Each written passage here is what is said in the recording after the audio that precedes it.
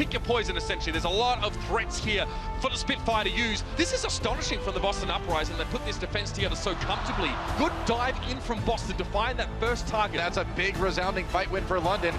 Who's got the hard hand? That was a masterclass from the Spitfire. Huge turnaround. Boston make it a real game. Welcome back, ladies and gentlemen. We are coming at you live from the Blizzard Arena. It is day 10. That's right, we're into double digits here at the Overwatch League, and we have already kicked off this week with some amazing matches. Welcome back, everybody. I'm your host, Chris Puckett, and I am joined at the desk all day long. We brought in the God Squad. We got Bren, Reinforced, and Zoe, our insider, once again. Let's talk about yesterday real quick. We closed it out with the epic finish between the Battle of LA, the Gladiators falling in that Game 5 at the hands of the Valiant. I mean, I was very surprised by the Gladiators coming out fighting, grabbing a 2-0. They really surprised me on Horizon, where they played a defensive Sombra. So some exciting stuff coming out of the LA Gladiators. Absolutely, and I mean, I think they played really well. However, I also felt like Valiant didn't really turn up on the first two maps, so I was glad to see them going back into their groove and being a bit more dominant for the rest portion of that match. Gotta be one of my favorite games this entire season, for sure. Like, it was absolutely crazy between the two Los Angeles teams. That battle for LA, I mean, the storyline that's developing between these two teams is the second time they've played, and it's just been crazy both times. This is just stage one. We've already seen so many great games, and here's a current look at the standings. If you're just joining us here in week 3, so far we have 3 undefeated teams. That's the Seoul Dynasty, the London Spitfire, and the New York XL. After that, though, there is a massive chunk of squads all fighting for the top 6. Yeah, and it's highly contested too, because each of those teams have shown us great performances and also not so great performances. So I think this is going to be highly contested up until the very end of this season. Keep in mind, at the end of Stage 1, top 3 are moving into our Stage 1 playoffs. For now, though, let's introduce the matches we're going to see today. It opens up with a big opportunity for the Boston Uprising. Can they unseat the London Spitfire in our first matchup? A little bit later, it's the Fusion going up against the New York XL. And we close things out with some fan favorites. Who's here for the Outlaws today? They're going up against the Florida Mayhem at 6 p.m. But it's time now to start the day with our first matchup. Please put your hands together and welcome to the stage, the Boston Uprising.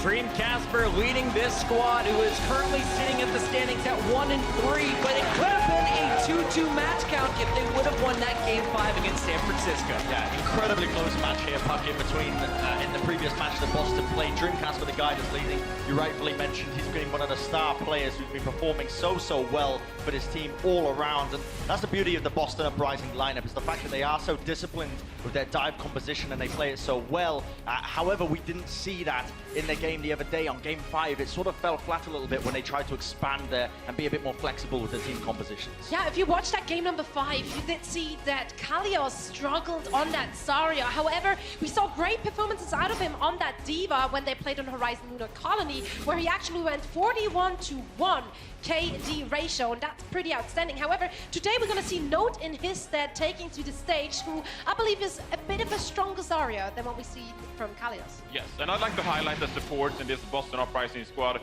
We have Kellex and we have Neko, 2 players that I think we all know are pretty good, but overall their ultimate usage versus the San Francisco Shock was a bit subpar, and so today I want those 2 players to step up and get some value out of their ult. We'll keep our eyes on that Valkyrie all day long. That is the Boston Uprising, but now it's time to introduce the unbeaten squad. Give it up for the 5-0 London Spitfire. London has been able to win every single match they've played, and Bernrick, the man leading the charge, has been a big factor for them so far. But in their matchup against San Francisco, they're a little bit shaky yesterday. Yes, and today we're seeing Gesture in the starting lineup. Now, previously we have sent Fischer in the starting lineup. He's a bit more of a passive tank. They have 2 different styles, and so Gesture going to be the one to initiate the fights because he is the more aggressive of the 2. So we're looking out for some more aggressive dives today with Gesture initiating the action. It's not just the tank show though, Johnny, here today. It's going to be also about these supports. But Dosin is the man I'm going to be looking out for. We mentioned him. He was our MVP player of the match sponsored by Omen, by HP, and he put out an outstanding performance on the flex support role. Constantly getting picks for his team, putting out great damage and being one of the better Zenyatta players in the league so far from what we've seen.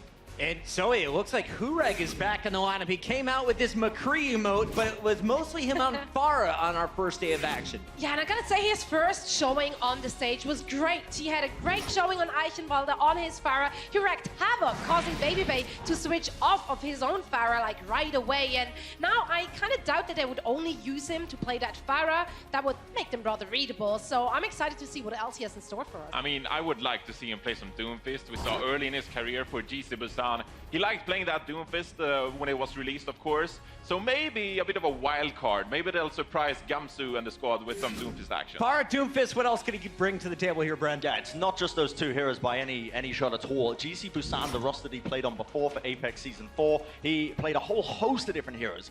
Some games pulling out 7 different sort of compositions. He can play the McCree, the Tracer, the Widowmaker to very high levels, which means I'm going to be very excited to see what he can do in this lineup. If you've been watching London, you know they have a fantastic main tank always in the lineup. Their DPS, some of the most star-studded players in the league. You got Rascal, Prophet, Birdring, Hureg in the mix as well. This is going to be difficult for Boston to deal with. So let's talk a little bit about the wider play style, starting with Boston here. Zoe, what do we know about the squad after seeing them in the first 2 weeks? I mean, honestly, the only thing they really showed us so far in the first 2 weeks was dive.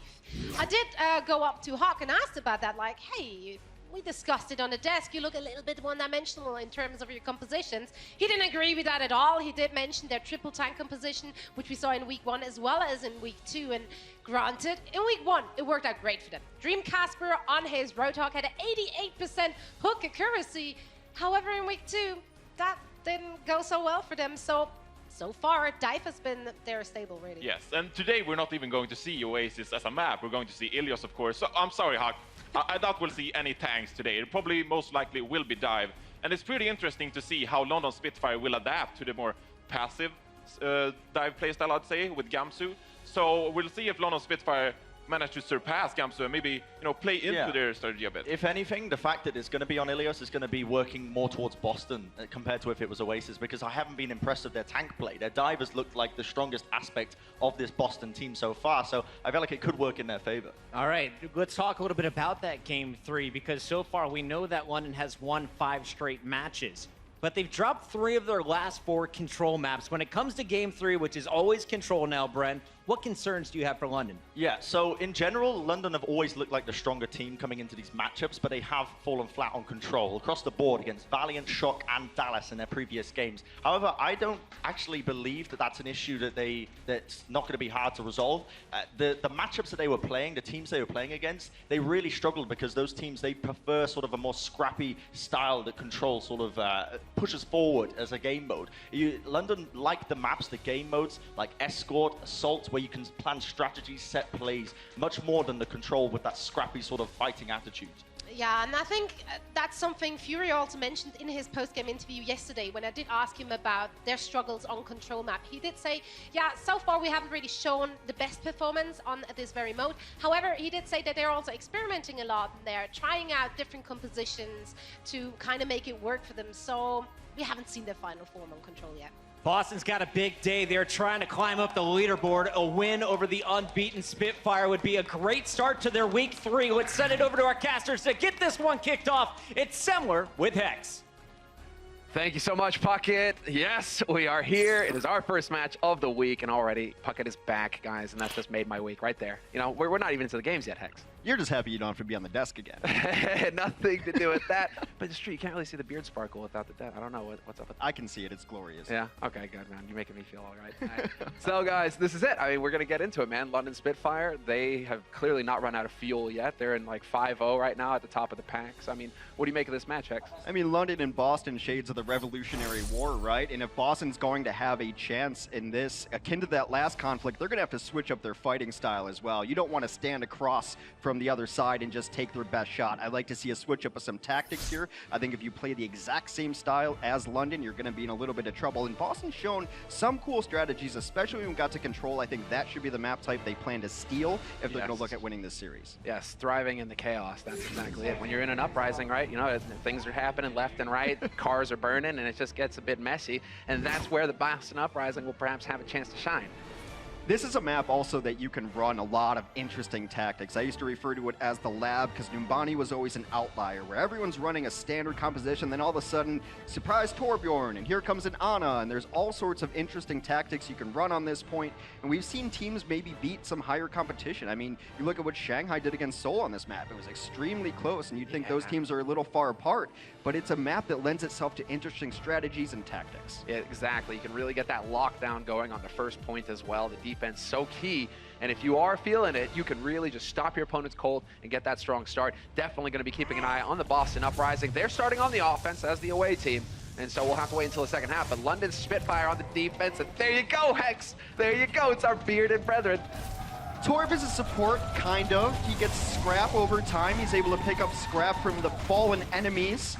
Maybe repurposes their weapons of sort, and that scrap will give his team 50 armor. Okay. Come on. Yeah, a little weak Getting there. the hopes up. He's just toying with us. Bedosen's been such a good support on this team. He's been an all-star standout on London Spitfire, and we're going to see a little more Ana. This is one of the only maps you see Ana on. One of the reasons being you want that distance healing, you want to hold back on high ground, and also if you dive on Ana, you better be good at dodging sleep darts. Yeah, not only that, you can get that nano boost going on the Winston, getting up into those choke points. Either he's got the Primal Rage and he's patting people left and right, or he's just zapping them with the cleave. So, I mean, lots of fun here. I'm really excited to see. I'm always excited to see Numbani because we get to see Ana, because we get to see some different strategies here. And so now it has begun. Boston on the offense. Nothing too crazy out of them. It looks like standard dive so far to start things off. Yeah, kind of an older school dive as well. As Lucio in the mix here, one of the reasons you need that run back. The dive comes in over top right away as they jockey for position. Wow, Dream Casper not wasting any time at all, just there to dive with his teammates to focus down those targets and already making progress on the point. Are they going to be able to pick up the first tick? It does get contested at the last possible second, but they are still here, and Boston off to a fantastic start so far. They're getting kills. Really good zoning early on. They gave up their life to get that positioning, and now turning it into progress. They will give it up some kills. It does seem like London has gotten enough kills to push them back, but it's fine on Numbani. If you can piece together 3 pushes like that, you get the point. You don't have to get it all in one chunk, as the progress only reverts back to 33%. The point I was going to make about Lucio, which he's going to switch off of now, is unless you get to that point quicker, I thought they might run it on second attack, actually, because to get the run back, to have more attack opportunities, Lucio's speed boost gets you in better position quicker. I mean, you know, if I say taxi, people aren't going to know, so it's like Uber, right? You know, that's the Uber service now, right? Where it's like, Lucio, you pick them up and you go. Why is my Uber yellow with checkers on top? Fury, man, another standout player here for London Spitfire. So much talent on this roster, but Fury has really outperformed the opposition on that Diva. He's staying alive, not taking the damage, and keeping the pressure on. That's a great target to find himself on, though. Putting the pressure on the Mercy. Definitely want to make sure that Kellex doesn't have too much room to maneuver. Yeah, great body block attempt right there. The Mercy is able to get by, able to slim her way through. One of the ultimates does come out for the side of London. That is Resurrection, so everyone's going to be back to life. They end up taking down Kellex in this fight, which actually might be a bit of a silver lining for Boston, because they will have their own Valkyrie up for next fight while London just burned theirs. Valkyrie will allow you to bring back 2 heroes, generally a huge advantage in fights. Absolutely, and you have note, self-destruct just ticks over. So you have 2 ultimates to work with here for Boston Uprising. The thing is that they're starting to stack them pretty hard over on London's side of things. You know, we do have that nano boost that is ready here from Bedosen, so we'll see where he decides to use it. And Jester's got the Primal Rage. Lots of tactics available here to the London Spitfire to buy more time on the defense here for this point. They've also moved Dream Casper over to Afara. They're going to take an air battle, which I don't know is the right choice against a team called the Spitfire. Yeah, sure enough, we're going to find out. Because already the kills here. Kellex will be alive, and he's already put that Valk to use, bringing his teammates back into the fight. Jester's still alive with the Primal Rage, though, and he might decide to use it. He is still hanging in here, but there it is. Finally decides to break the glasses and give it a go. Casper was able to take down his opposition in that fight, but this is so back and forth. Trades will eventually favor the defense here because of that long walk back. If they can simply stall out on the point, the reinforcements will be there faster, but they are bullying out Jester. Note does a great job of keeping his toe on the point there to secure second tick. Yeah, not overextending. Same thing could be said there for Gamsu. He could have got ahead of himself, tried to really hunt that frag down on Gesture, but instead decides to play it safe, make sure that he stays alive with his teammates. Somehow, the London Spitfire have dive bombed back onto the site, though. They've succeeded in just stalling it out a little bit longer, but Dream Casper hitting rocket after rocket. There we go. 3 big frags for Dream Casper, and that will finally take it over in Boston's favor. So Spitfires were dominant in the sky when there weren't rockets involved, but now that we've added modern technology, Casper able to win that fight in dominant fashion. Beautiful play there. Yeah, super solid. He has been one of the standout players here for Boston Uprising. Him and Striker both on that DPS lineup. A lot of positive things to say about them. And you can see Striker, the man on a mission right now, lurking in the Maquis.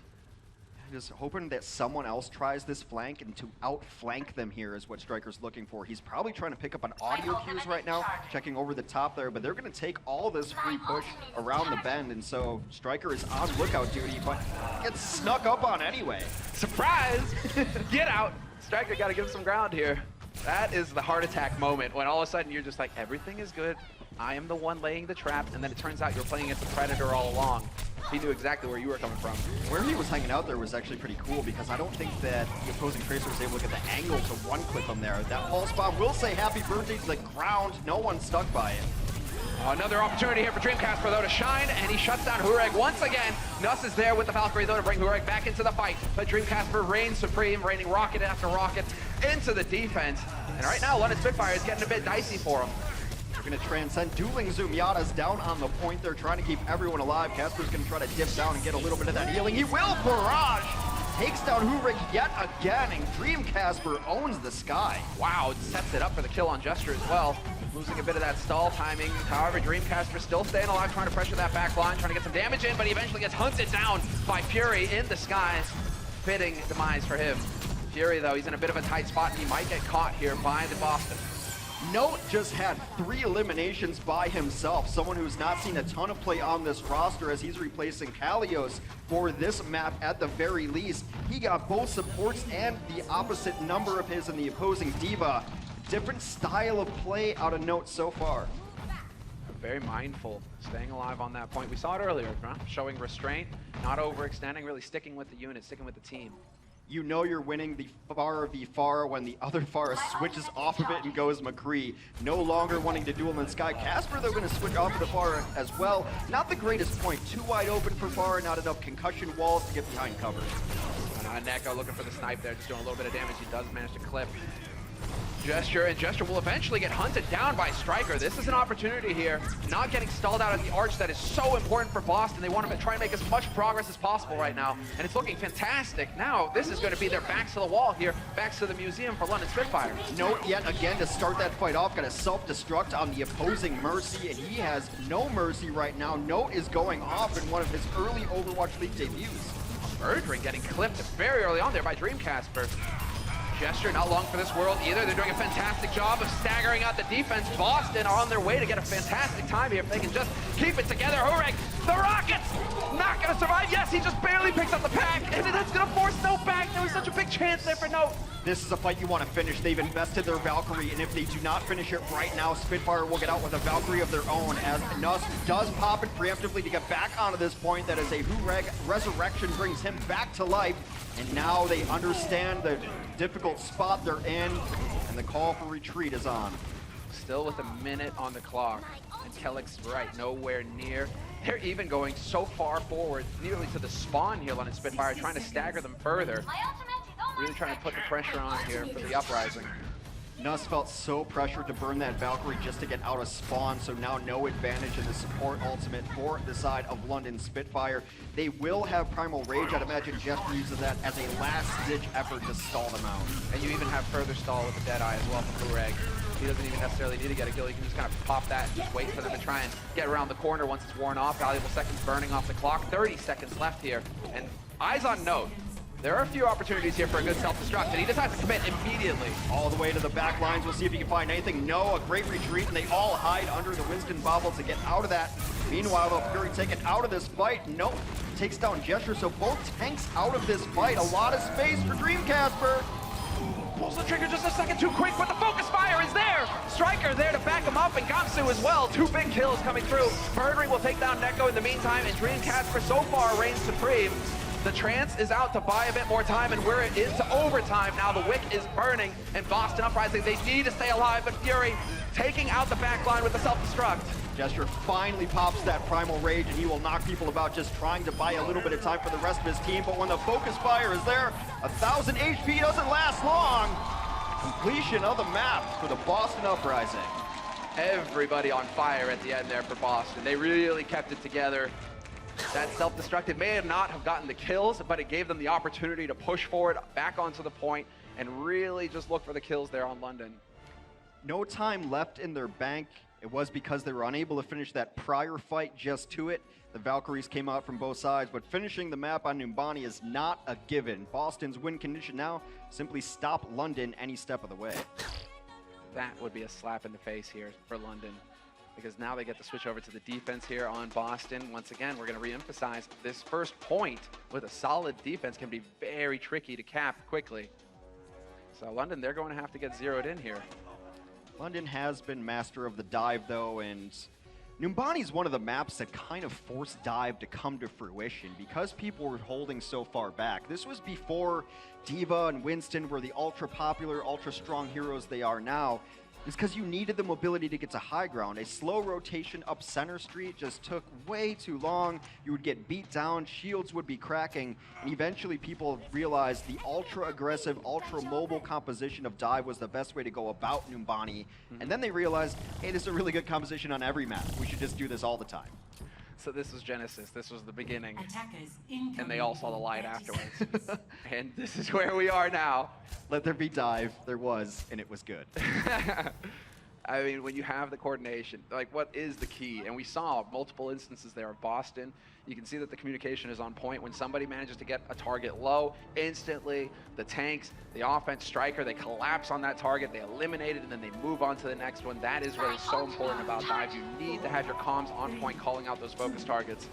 So glad to see that Boston right now, they definitely showed up to play. London, tables are turned, and they're the ones on the offense. Now Hureg going to the Pharah.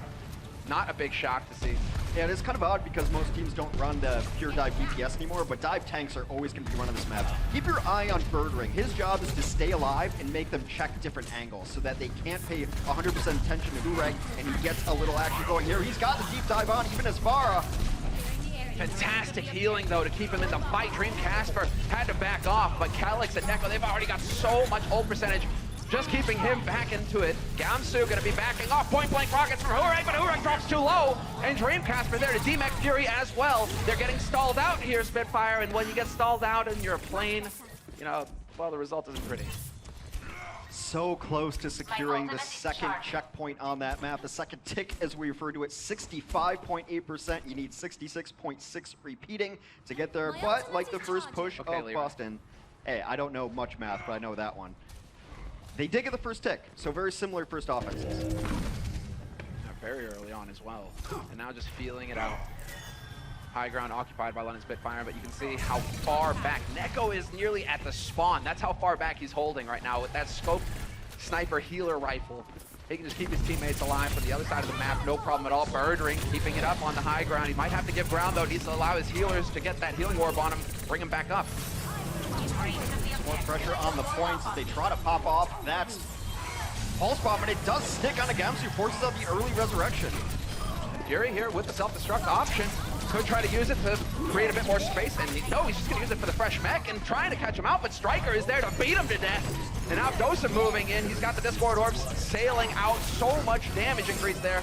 But it's not going to be enough, and Boston Uprising, they do manage to repel the attack for now, but another tick has been picked up here for London Spitfire, and they still have 2 minutes. If they're getting a tick a minute, Hex, how does that work out? Do the math there. They'll get it. Next push, I think. Come on, man. Don't put me numbers on the spot. Dosen has had a really rough game so far against Gamsu, but it might be the strategy where, like, we think that our Zen probably will die anyway. They're leaving him all alone. Both these tanks are going forward, and as a Zen, if you're alone against the Winston, you're likely going to lose that fight, but they've sacrificed him, and because of that, he's built up enough damage to have Transcend for this fight. They're just going to use it. Immediately looking for that early pick to swing the fight their way. Striker is there to take down Birdring, but Fury trades that kill immediately. Dreamcasper with attack visor, but the shield is up, negating the damage. And now it's just Dreamcasper really not able to get too much out of that ultimate apart from the zone. Oh, they completely shut down that ultimate, and now they will all fall. Dosen looking for a couple of more kills, will find some help above in the friendly skies from Hureg, and will grab that first point with 3:30 on the clock for him. Kind of keeping an eye here on Dosen. He has really stood out on Zenyatta, doing tremendous amounts of damage. And well, I mean, he is keeping up right now with the DPS, which is always impressive. The most successful teams have had Zenyatta be a huge part of their damage outputs. And you think about Dosen, who does so much damage. Think about all of the teams with great Zenyatas, it's such a help to them. I mean, not only Discord, but to be able to do your own damage means that you're going to get Transcend faster. Look at Dosen, already up to 90% again. Yeah, that's unreal. Fight after fight, this guy's going to be able to keep his teammates alive. Fury is their DMEC note as well. Further time bot, and the flash headshot combo coming in from Hureg. No joy this time for Striker, and they're getting forced to give ground here, Boston. Still on the chase, though, they might end up actually getting the Winston on the way out. They do. And Gamsu has been such a problem for their back line that they're going to feel very, very safe here. It's going to be interesting to see if Boston even goes in on this. London has banked up nearly every ultimate. You'd like to push in just to have them use some of it. And this is exactly. Dreamcast checking it, Fury. Always options there, especially when you've got self-destructive. You can get that flank in from behind, just drop that ultimate onto the back line, and he might try and do it as well. That's really going to put the pressure on. Maybe he doesn't even need to, though. Just annihilating him point blank. Boston went all in on that fight as well. Kellex did pop his Valkyrie trying to keep his team alive, but they got so cut in half by this man named Fury. Went up top. I don't know if Dreamcasper thought that he couldn't hear the jingle jangle of his spurs, but he was just waiting for him, knocked him off the edge, took 2 people down. And like I said, they committed Valkyrie into that attempted defense there. London, so patient on their ultimate bank, will have theirs for the next fight. The micro missiles, man, they make all the difference for Evo. Unbelievable damage. You actually have burst now as a tank. Birdring gonna back his way out of there, but I mean, the point is continue to make progress. Neko, though, it's gotta be a volley. Drops Birdring, and that might slow things down. Although, as I say that, Nuss is there to pop the wings, and he's gonna bring his teammate back to life. They're going to bring Valkyrie up, so now it's time to get very aggressive. Chain healing on the ground. They're going to force out the Transcend on the other side. One of the only ultimates Bolton had banked up. Actually, never mind. They've gotten themselves in a decent position economy-wise, but it matters not as Kellex and Neko fall to the man with the Orbs of Destruction, beat Dosen. Dude, he is just keeping that heat flowing right now. And that's, I mean, without the Valk, the Trance used, everybody being super patient on Spitfire as well. You could tell, they were like, okay, Trance is out, chill, just stay alive, and then collapse on the targets. They will not have the healing through, but keep them in the fight. Dosen with the snipe on Neko. Someone has just achieved a higher plane of transcendence in that fight right there. Dosen has done so much damage again, but completely shut down. That is the bomb they needed, but instantly resurrected. They know how important Dosen is for this next fight, as he nearly has Transcend yet again. And this is now the longest fight in the history of fights. 2 Winstons going at it with the Tesla Cannon. That's going to take a while. But Dreamcasper decides to chime in. He has his say. Transcend is going to be used, and they can try and push it forward here if he wants. He's trying to keep his teammates alive, though, so not committing to the payload just yet. And the flash surprise. Fury looking for the hunt, looking for the punish, but it's not going to be happening here just yet. He will eventually catch Dreamcasper out. The tree's so slow, it's so hard for him to get out of harm's way. There's another Valkyrie on the field for the London Spitfire. That Mercy has not had her wings clipped very often in this fight. They will take down Dosen yet again. They're trying to get to this back line, but every time they get one, they just get brought back to life. This is all on Hureg, though, just staying alive. You can tell his positioning is key. He's trying to stay in the back line behind his tanks, which will allow him to do exactly this. Just keep hitting the headshots. Misses his flash, though, and that's a big deal. He should fall here, but the focus fire not quite there for Boston. Hureg, how is he still alive? He is still in this fight. Matters not, though, with 4 seconds over a minute. Once it goes under a minute, that is all the advantage. London would have had a free shot at this map had they finished it with over a minute. They would have gotten a next crack on offense, while Boston would not have. Now, London in position to not only get a free map try, they might not even win this map. Last fight incoming. This is it. All of the pressure on for the Boston Uprising. Dreamcasper, he's got the Deadeye, and we're going to have to see if he's quick with the trigger, if he's going to be able to create the opportunity here for his team. Dosen getting pressured. No surprise there. The Primal Rage getting popped immediately, though, and that's going to get things a bit dicey. But Birdring staying on Striker, finds the first kill. Gamsu's there to bring it back and drop Hureg. No heroics from him, and no Deadeye, more importantly. Taken such an interesting position here, and during this fight, Nuss has been able to get up to his Valkyrie. There's another Transcend. They're going to piggyback these onto each other. That allows you to use damage boost on Valkyrie over the top while everyone's healing on the ground. Birdring has supports in his sights, finds Kelix. That is huge. That is the big kill right here. Birdring with that target acquisition, staying on top of it. Gonna be able to get back here to allow his teammates to heal him up as well, and this could be the turning point. London Spitfire on the brink of tying it up 3-3, and they pull it off in the end. That one missed flashbang you noted there might have been the difference between a free roll to try to get a point or just forcing a draw from London. It was about 1 minute 15 there. If you finish the map a minute over the time bank, you get a crack at it on offense, the other team doesn't. As it stands, we're gonna go down to each team getting another turn on first point offense, and with how long it takes to walk to first point on Numbani, it's pretty much one and done. Yeah, we'll get the chance to see one attack on offense for each of these teams. I mean, they're chuckling right now, London, but this is definitely a very close match to start things off here. A real joy here to start off the second day of this week. Sometimes what you'll see in this situation, with only a minute to attack on Numbani, is you just let your Tracer go in and go right to the back line. Because if they die, they can get back to the fight, and you can reset and still get in there one more time. But if you get in and you get that kill, that's a huge advantage right away. Well, all eyes now on Boston Uprising. Looks like they'll be the one starting on attack. London Spitfire on the defense. And no surprise here to see the Soldier in play for Hureg in case the Pharah comes out. He'll have that hit scan to deal with her at range along with Anna. Prophet, Numbani's second most deadly player. Not on this map. He's giving the Peace Among Worlds speech somewhere. 2, 1. Attackers incoming. Curious now. All right, so what do we got coming in from Boston? No big changes. They didn't go for the Lucio this time to get to the point faster. Do you think that's a fitting play, or are they just aiming for the one powerful attack with the Discords? You're just getting one in, and it looks like just the way they're positioning that they know they're not going to get a second shot at it. If it all goes wrong, maybe you switch to Lucio and try to get everyone there quick enough, but it looks like they just want to take a slow position, want to make sure everything is set up right. Here comes a dive. Oh no, the biotic nade gets canceled out immediately, point blank. This is a big turning point, a big opportunity for Boston. One misplay could turn it all. Fury having to give ground, having to back up, and just like that, Boston, they've nearly got 2-6. They've got the point. In the blink of an eye, the one attack that they needed desperately there at that point, and they actually managed to make it work. Perfect play there. You and I were just talking about how great Biotic Nade can be. One of the problems is when you have all these big tanks on your team that you can't necessarily get it where you need to go. The little friendly fire there actually turned around on them. You want to hit the other team so that they can't be healed, not necessarily to hit your team in that situation. And now Boston can push this as far as they'd like. London looking for one stop. They have one win here, and they're going to be waiting to see if they mess it up this time. Probably not. Birdring in the back line. And this is definitely got to be the moment here for London that they've been waiting for. Fury and Dosen finding the frags, finding the kills. And there will be the wings out already for Nuss. He's not messing around. He wants to end the fight here, make sure that his teammates are alive with the damage boost as well, just shredding through the offense. And London Spitfire, note, is hanging in there till the bitter end, but that will be it. And it is a pretty big result here for Boston. They've managed to pick up that first point.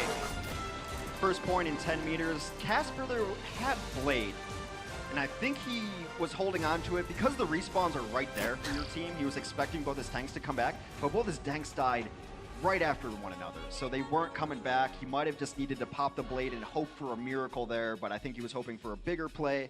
In retrospect, it's very difficult to make that choice on the fly, but that offense sets themselves in a really good position. They have to really win one fight on first. That's it. Yeah, that was as clean as it gets. You know, it's all about, well, right, we put a lot of emphasis on the nade and how sadly sometimes your tanks can get in your way. Whatever, chaos, it happens. But they were so clean together, Boston. Everybody grouped up together, able to focus down the targets, get those initial kills so rapidly that they were able to swing it their way. That was as clean as it gets. Papa Huck is smiling.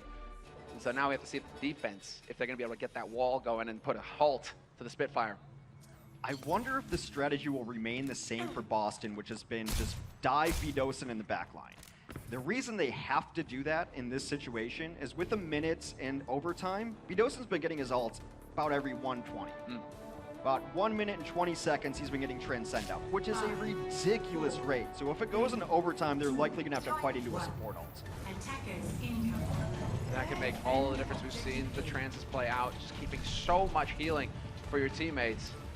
You need that burst fire to get through that, and well, Striker will be the one to provide it if he can get that pulse bomb quickly. Tracers, of course, can charge those insanely fast. Look at this, the pressure immediately here from Dream Casper. Damage boosted, just shredding through Hurek. Hurek having to be a bit careful, and that is going to force Jester's hand. Jumping up to the high ground, forcing Soldier down to the low. Not the greatest angle for a Soldier 76 right here, as they're going to have to back up and now just tippy toe around the point. Calyx going down to the man who's been such a murderer in Zenyatta. Dosen in the mix. Oh, this is big. That's a lot of healing lost here for Boston, but Dream Casper is there. He will drop the field, just keeping his teammates alive, and that is only one tick picked up here for London Spitfire. They are running out of time. 10 seconds left on this clock. But it's yet another elimination for B. Dosen. That is a secondary kill. They won't give up the ghost here. Maybe a little miscommunication as they do lose the D.Va off the point. No, just barely still in mech. B. Dosen 75% on his Transcendence. Valkyrie already up for Nuss. These are some spicy rockets, though. Not letting him get healed up, and Dosen again with the kill. How does this guy keep doing it? He keeps making it happen, connecting orbs with faces. He can't keep getting away with it. This is ridiculous. They're gonna have Valkyrie. They could pop it right now and go after it. Then they could follow it up with Transcend. Val could come out right now because that is going to be a justice from above. Perfect barrage. Hurek still alive as well. Reigns supreme. There is the Falcon play though, so we'll see if they can make that happen. But again, this guy, he can't be touched, and he'll get the Discord on the Valk. And Calyx not long for this world, and it surely will be a .1 here for London Spitfire. And the first map goes the Spitfire's way. So I want to talk about how this works in concert a little bit. Dosen does so much damage, doesn't need to do the healing. Nuss does all of the healing. His tanks take so much damage. He had Valkyrie advantage very often in that fight, having Valk early up throughout that map. It's all coming together. The tanks know when to ride that fine line of too much damage, not enough, and their supports are reaping the benefits. That's insane when you think about it. 13 final blows from Dosen. I mean, you're supposed to be a healer, man. You're supposed to be worrying about your teammates, keeping them alive. He's like, no. Headshots are what I wake up for in the morning. He's smiling. Yeah, they know. He got like 4 of the first 6 kills on their last push. He was crushing it. And I want to give these tanks a lot of credit as well. They're really enabling their supports to play well. And we're seeing a well-oiled machine. But of course, when you're talking about the Spitfire, that is what is expected. Now, it is going to be all about Boston turning it around here for map 2.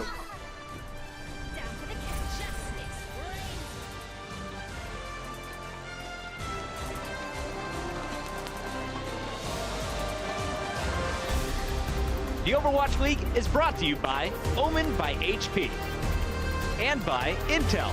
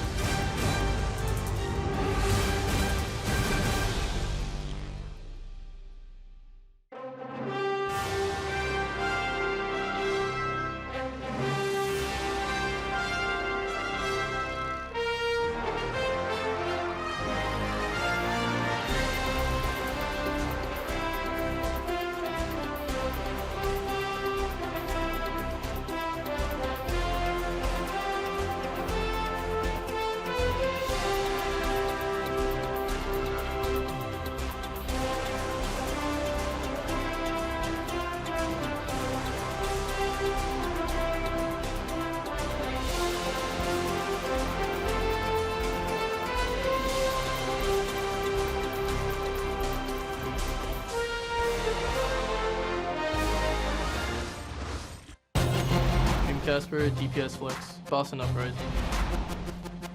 I like trying to carry my team to victory and like helping them out. Dreamcasper coming in, lots of damage. Yeah, my style is like an assassin basically. I like to flank a lot and just be sneaky.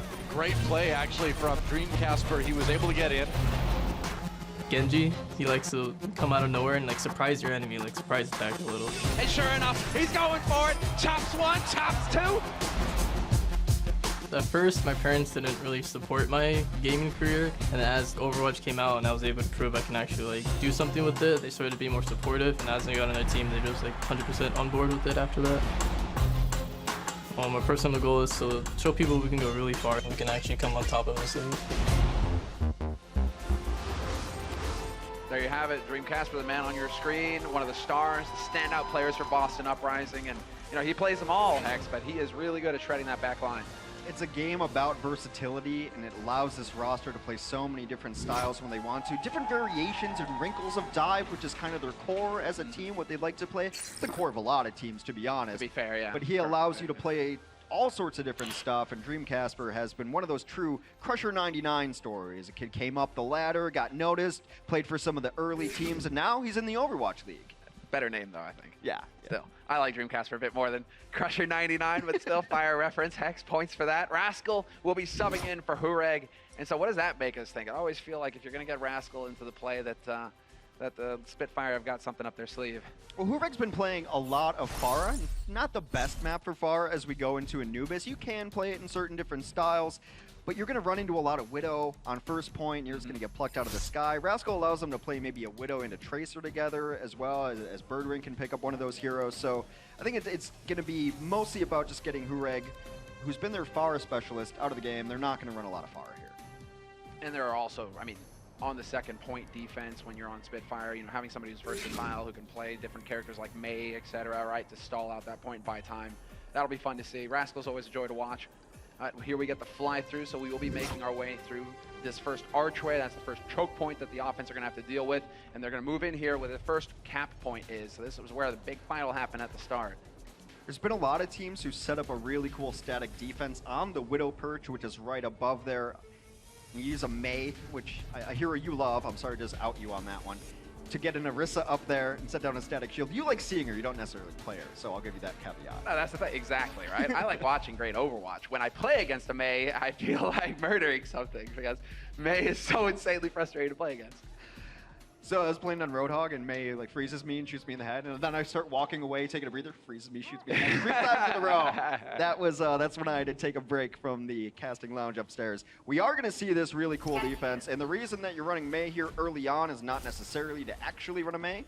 It's to get Gesture up there, despite having 4 legs, not quite the leaping horse body for Orisa, but you get up here, you drop a shield, trying to hide it right now, and then you put a Widow behind it, and it's really hard to crack. The only great way to crack it is either make them abandon that top point, not generally going to happen, or double tanks and a Genji. The Genji has to go up there to put some pressure and damage on. It is a bit of a shame considering Orisa, you know, this horse robot beast thing where you can't ride her into combat. Yeah, that should be your next ult. Yeah, exactly. Yeah. Hop on back and let's go for a wild ride. All right, we're into it now. Boston Uprising will be on the offense as the away team starting off, same as what we saw here. So Numani to start things. That's exactly what I thought. Casper comes out on the Widow, realizes that he is outgunned in the Widow battle because he doesn't have a giant static shield this up again, so he is going to move over to the Genji. They rotate it down to the correct composition. This is about as simple as it gets. When you see this defensive static point, you switch into this composition, just about trying to find the right angle now. They're going to take low ground. Both tanks will go up, and Casper will go with them. And this is exactly it. Both tanks dive up immediately, forcing him back, forcing him to give ground and not hide behind the shield. And Dreamcasper there to decapitate those that already.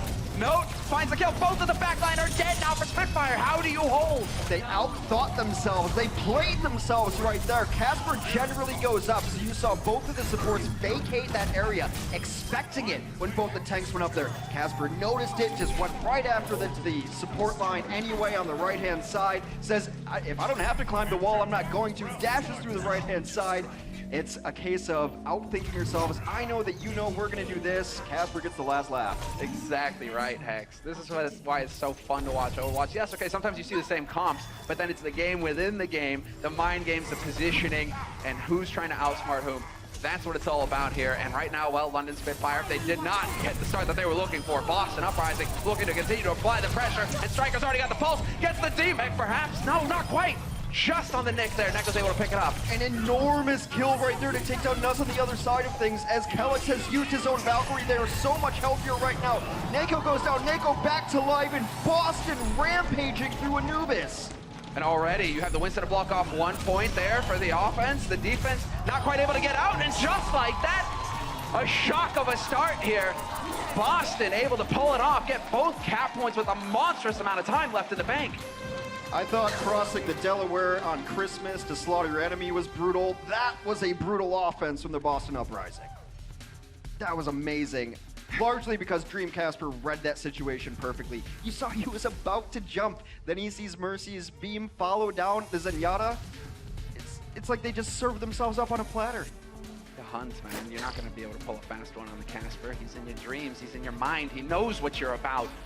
And so now we're going to switch in to the second half of this map, and they are going to change sides, and it's all going to be on Spitfire here to go to dive bomb going and try and do the same, be as quick and as thorough as the Boston were on their offensive side. Kind of keeping an eye here on Boston to see what they have in store for us in terms of defense, but it doesn't look like anything quite too fancy here, Hex. No, they're not. There's really only two defenses that we've seen be effective here, and it's the static defense up on first point, and a very aggressive defense in which you position your tanks over top. They're going to be waiting over the doorway, and as soon as someone peeks in, both of those tanks drop down, both of your flankers come in and deal with that. Striker is going to be watching over on the right-hand side, which in your ladder games is where the Junkrat always is, just to try to orient people there. And this is really the only two styles. Now this one, if you get a couple kills, it's going to stall out point A. Very nice. The static defense has a way to be cracked as well. But generally, you're not planning on full holding first point A. That's just the nature of Anubis, but you want to be able to be competitive in these fights so you don't get snowballed, which is exactly what happened to the Spitfire. You can see the spread here for Boston Uprising, covering all of the angles. Gamsu in position to be able to leap to support wherever London Spitfire decide to take the attack. And so comms, once again, going to be key here. Boston Uprising, they need to be on top of it. They need to be a unit. And so now, attackers incoming. Let's get this show going. Both tanks just go leaping in, trying to get that information immediately here, and it doesn't look like Jester's going to be too shocked by what he spots out. The defense is all where they are because they know there's a Widow on the other side of things. None of them are in sightlines. That's why Gamsu was behind the point. Now it's time to go, and a rocket barrage takes down Vidoshin. Whoa, and Nuss is out of it as well. That's one way to shift things up. That's a big play from Boston, just taking the fight and the reflex. Birdring, get out of town. Get out of here. Dreamcasper, he doesn't want to have anything to do with you. It's a taste of his own medicine there. Boston has super prioritized the enemy support, so much so that you have to be wondering if the tanks are going to play further back, which makes London have to play a different style than they're really used to. It's a beautiful headshot on the entry. He baits out the Mercy, misses that follow-up shot, though. Oh, that would have been a huge kill, and now the follow-up here as well. They are going to give ground, but no! Birdring just takes the fight to him! No mercy! Not a shred of it! Gamsu is dead! And the reflex already used. There is nothing to stop Birdring in his reign of terror now. Although a blade to the face just might do it. Dreamcasper, he commits the ult. Fantastic play from him, and it's Rascal now just trying to stay alive. This blade gets so much work done, and even if they don't end up holding this point, it gets work done because the Valkyrie was forced out from the side of London. But Boston has designs on continuing to hold as their own Valkyrie is now out. This fight is not over. Rascal solo, Rascal down. And Gamsu there, squash him flat. Fury has to back off. Yet again, London Spitfire rebuffed at the first point. And Hex, I mean, right now we are seeing something very special here from Boston. They are doing a fantastic job of stalling them out and getting these key kills again. Dreamcasper realizes that there is a major threat, and he just commits with the Dragon Blade immediately. He's been the stuff of nightmares for opposing supports, crushing it on these blades here. One of the more consistent Genjis in all of the Overwatch League, and I mentioned at the outside of the show that Boston was going to have to play guerrilla tactics here, and they've been scrapped. Once again, though, Fury coming up with a big kill. On that Diva, he doesn't care. He'll assassinate you regardless. We have Rascal in play now with the Dragon Blade, going for the slice and dice, hardly getting anything out of it. Kellex not going to make it out alive, though. He did get sliced once at least, and Jester's able to capitalize. Now it's just no kind of, crouching in the corner, hoping that they don't see him. Trying to buy a little bit of time to make sure that his defense can get in the proper composition that they want. Casper will be treated to the wrong side of a dash as Rascal goes through. However, all said and done, a very solid first point defense on Anubis from the Boston Uprising, and they're in a decent position. They took those fights even enough, won the first one, so now the ultimate economy in very good shape. London will have a window though, as Nuss is moving towards Valkyrie, Kelix still 50% away. This is a question of whether Kelix can sneak some heals in here on his teammates, trying to get that evened up fairly quickly. Birdering though, point blank, sure, you want to jump on me? How's about some shotguns to the face? That already forces out the trance though, and so already Boston finding the kills. Dream Casper, this man is relentless, again annihilating the back line. Meanwhile, back at the ranch, it is Casper goes down, takes down those two.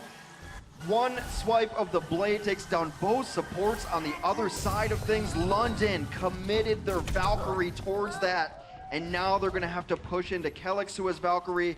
The switch up from Boston as they're off of the defensive Genji, which I think is the correct move. They're going to make entry more difficult by putting Casper on, I believe, his 5th hero so far of the match. He will be playing the Junkrat, which is an absolutely brutal hero to push into.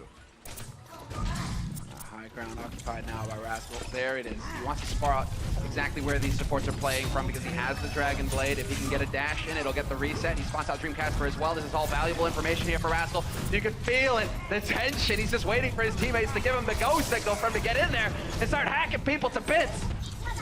It might not be this push. They might wait, especially now with Bidoshin down.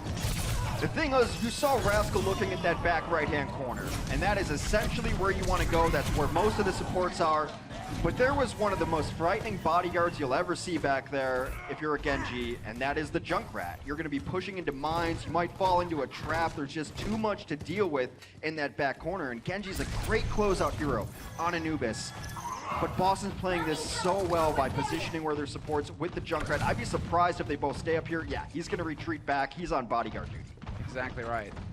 Make sure that your healers stay alive. That'll give you longevity. Gamsu finds Rascal somehow. And now Note's going to go ahead and take advantage of that. Take a little bit of a peek here to see what's happening. Nuss having already to commit a resurrect, and this is it. Dream Casper just decides to get rid of Gesture immediately with the Riptire.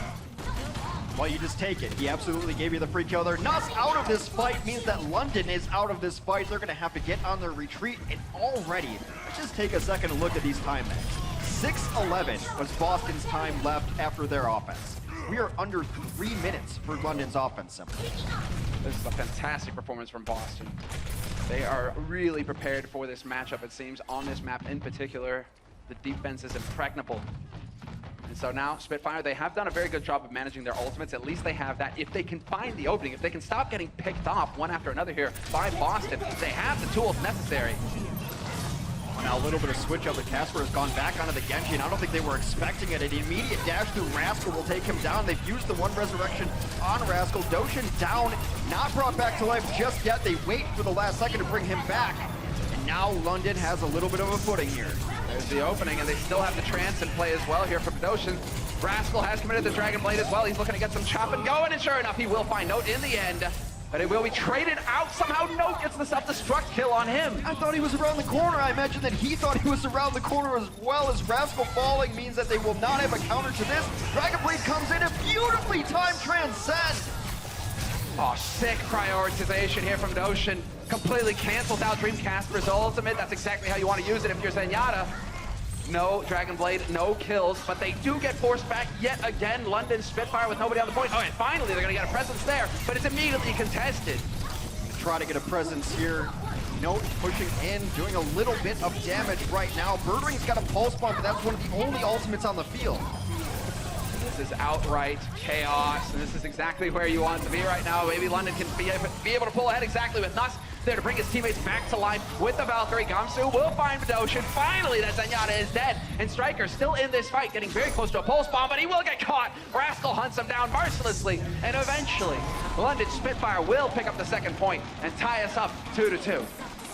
Nako just a step too late, getting back to the point on his Transcendence. All right, so what we have for you here is special. We're going to get to listen to the Boston comms. You know, we've been giving them a lot of praise here on the communication. Let's go ahead and have a listen real quick. It's in one going for Mega. Can you do it? Don't shoot. Oh. They pick up. Hopper back man, hopper back man. Careful right there. There's it. On the Gandhi dead. Stay point. Yeah, stay point. Oh, what's left? I'm watching left. First left. Backline stay together. Monkey. Nice. That's clean. That is real clean. Backline stay together. That's exactly what you need to be reminding everybody of. You know, don't get carried away. You're capping the point. Energy is running high, but keep your priorities focused. Focus fire is one of the biggest reasons why the successful teams are successful, especially closing out last points of Anubis. If you have your 2 DPS targeting 2 different things, that means there's another second of stall on the point, and that's time for Zenyatta to get back. What was great there is you saw the Primal Rage knocking Bidoshin back at his spawn, not once, but twice. Stay off my point, says Angry Winston right there. And this looks like it is Boston's map for the taking. That is such a huge disparity in the time bank. 5 minutes is an eternity in Overwatch. Yeah, they're going to have a long time to make the plays here. And it will be the Spitfire starting off on the offense.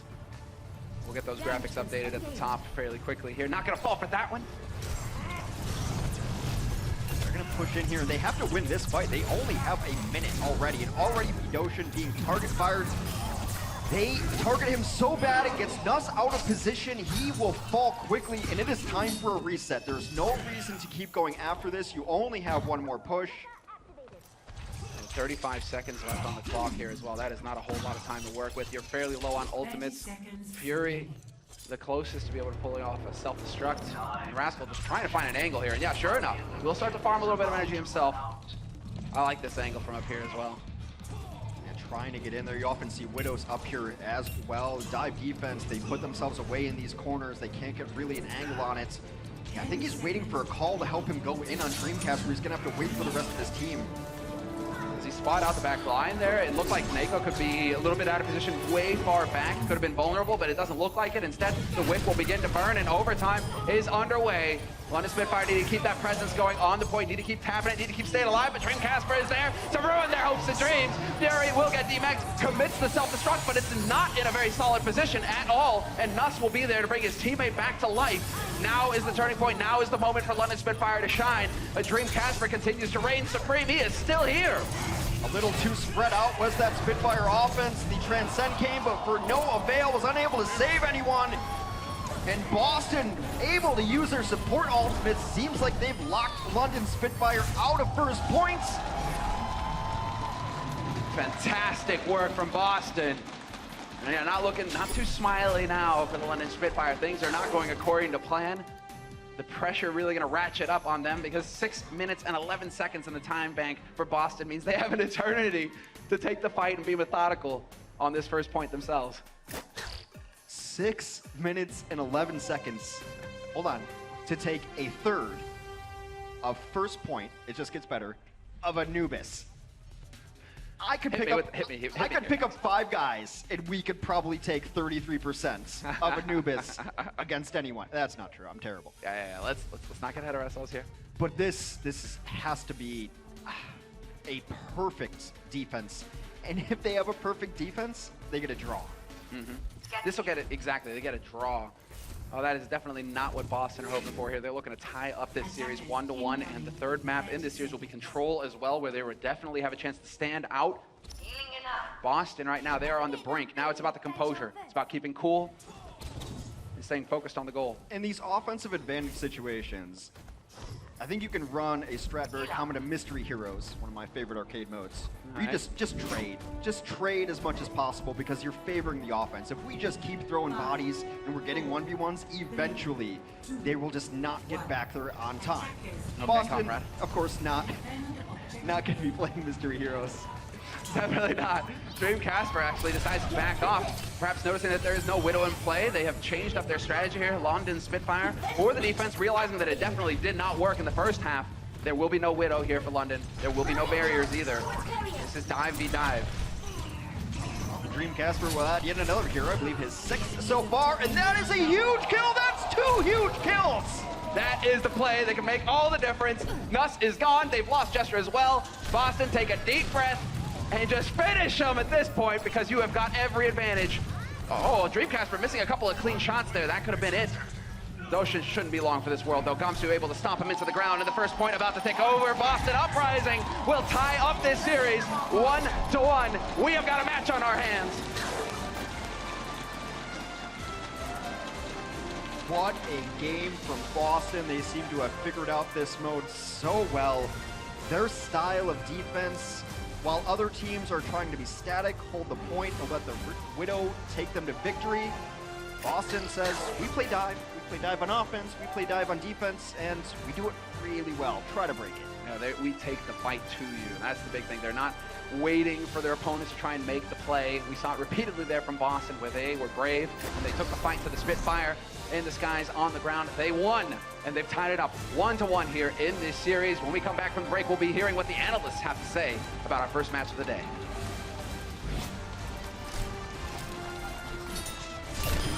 The enemies of Talon will be doubled.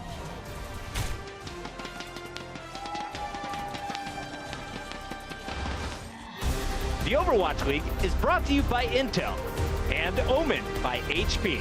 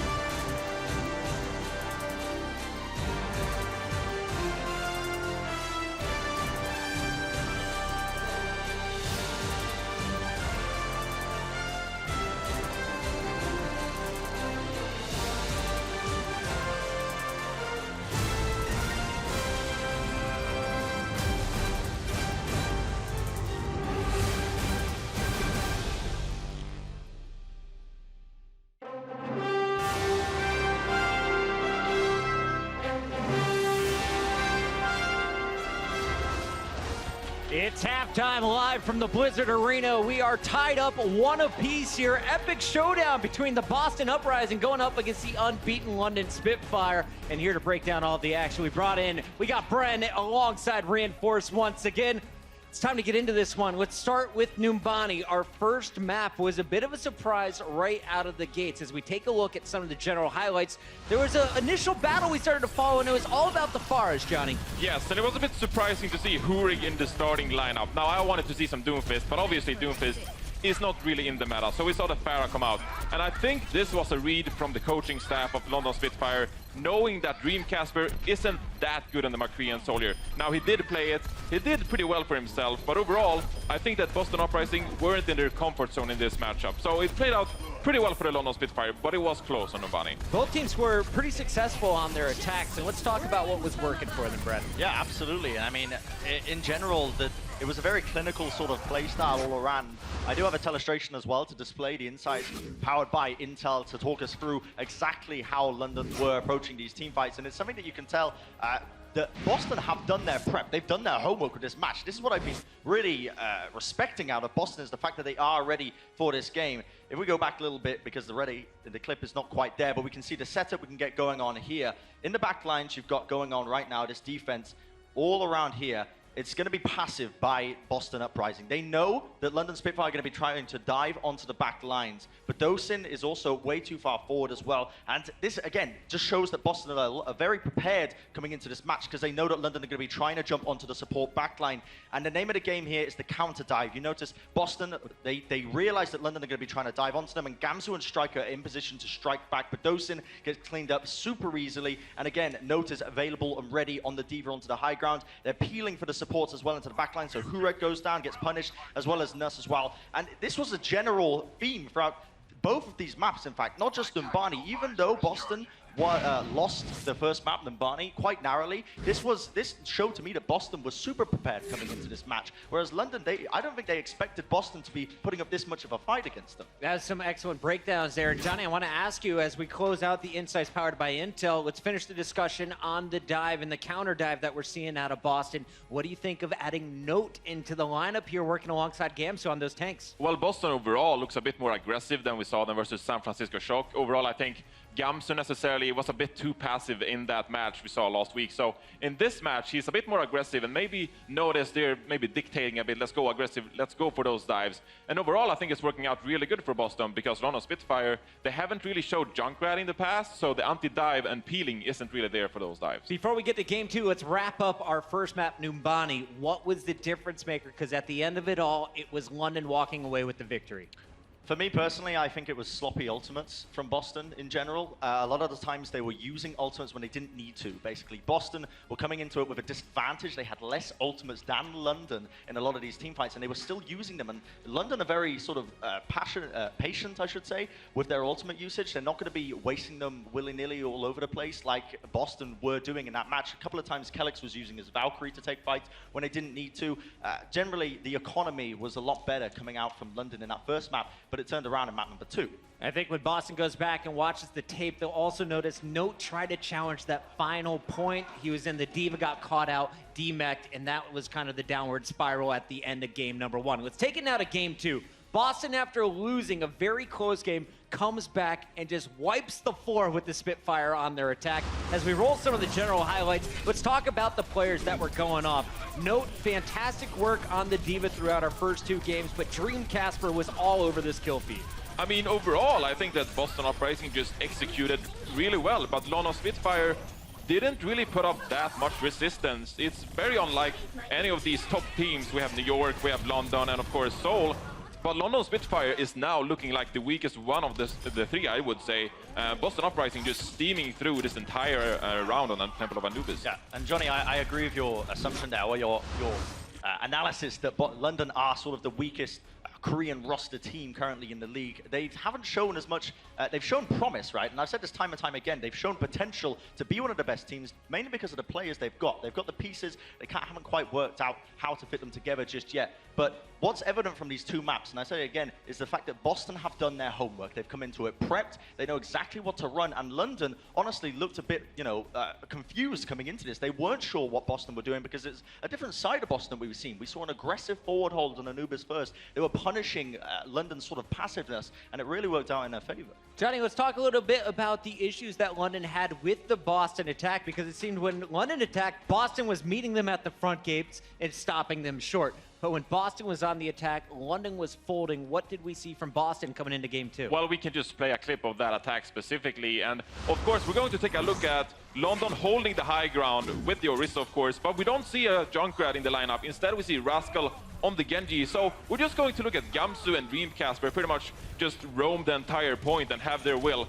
Taking down the supports early, Nos and Bedosen, of course, and without that healing in the long run, well, Boston Uprising is going to capture the point. So it's a bit surprising to see London Spitfire try to do this slow approach with the Orisa, which we've seen in the past with the Widowmaker, try to look for picks, but with not a Junkrat in the lineup, they're not really putting forward any resistance to Dreamcasper and Gamsu. Exactly, and they tried to run Birdring on the Widowmaker as well as like a sort of substitute to try and get the picks they needed, but again, they weren't ready for Boston bringing the aggression to them. Multiple times we saw the dive being initiated in by the tanks of Boston, Gamsu leading the charge, and then the counter engage with Dreamcasper in the back line, Striker also attacking from different angles and collapsing onto that support back line.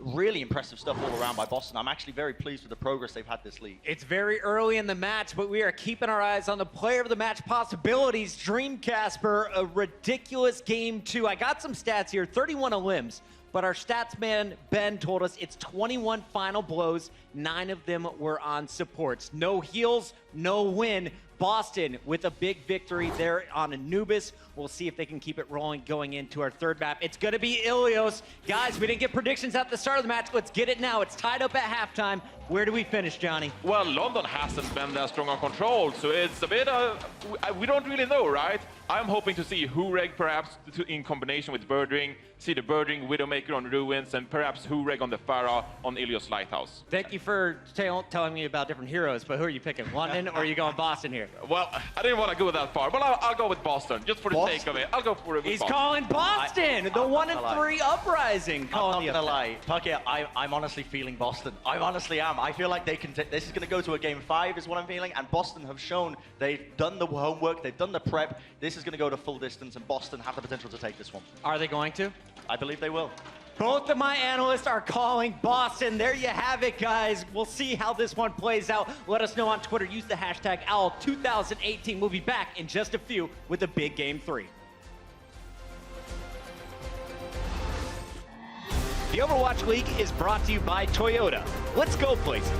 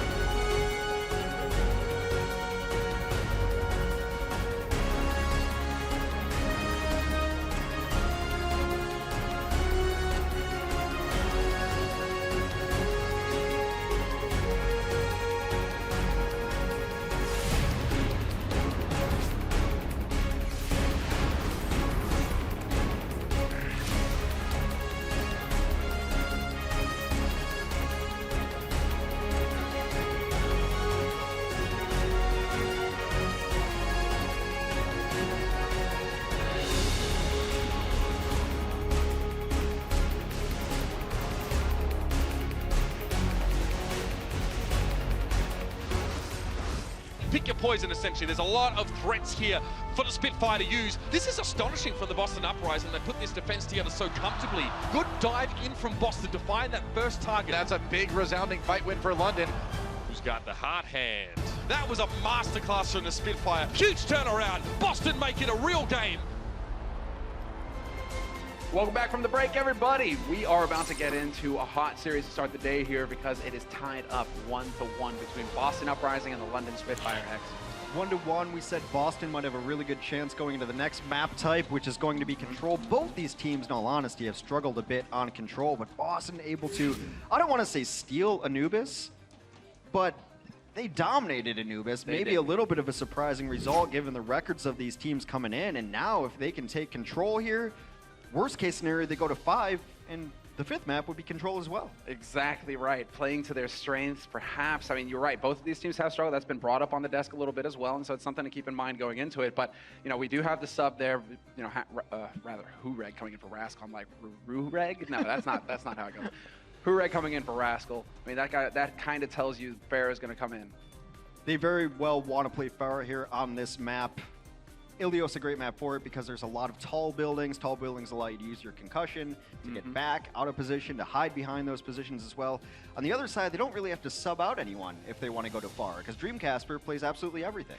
Dreamcasper's got to be one of the standout players of this series so far. I mean, on that second map, yeah, that's right. Dreamcasper, he is doing work right now. First map, he stood out. Second map, he dominated. It really didn't feel like Rascal was able to find any kind of space to try and counter him in that Genji v Genji. No, and we haven't even seen one of his best heroes, which is going to be the Roadhog coming out. He had like something like an 87% hook rate, which is just ridiculous. Not only has he been one of the standout players so far in this set, I'd say of the Overwatch League, Dreamcasper has made a name for himself. Yeah, he has. I mean, there are question marks, you know, going into this as far as Boston Uprising are concerned. You know, how valuable are these players going to be? It turns out that Dreamcasper was just a diamond in the rough. He was just waiting for Papa Huck to come and, you know, get him ready, polish him up, get him ready. Yeah, the pressure turns people into diamonds like that. Like I say, he was a player on some of these rosters early on in Overwatch before the Overwatch League, but some of those rosters fell apart and plays many tournaments. So when we did see him play, we saw moments of brilliance, and he was always kind of stuck in roster jail, as it were, unable to show off his talents. Huck gave him the chance, and now leading this Boston team to what could be, I'd say an upset, if not a minor upset. Absolutely. I mean, there's no way to look about it as far as London Spitfire are concerned. This is a team that's 5-0 in the league right now. They have not dropped the series. That is a beastly scoreline to have, you know, about halfway into the league, whereas Boston Uprising, they're 1-3. So the pressure is on Boston Uprising. All of these matches now matter so much for the Boston. They're not allowed any room for error. And so if they can pick up a win here versus London Spitfire, that would be huge. We are going to kick it off on Ilios. There is the windmill that you can hide behind there. There is the pit of death, the pit of eternal sadness and despair.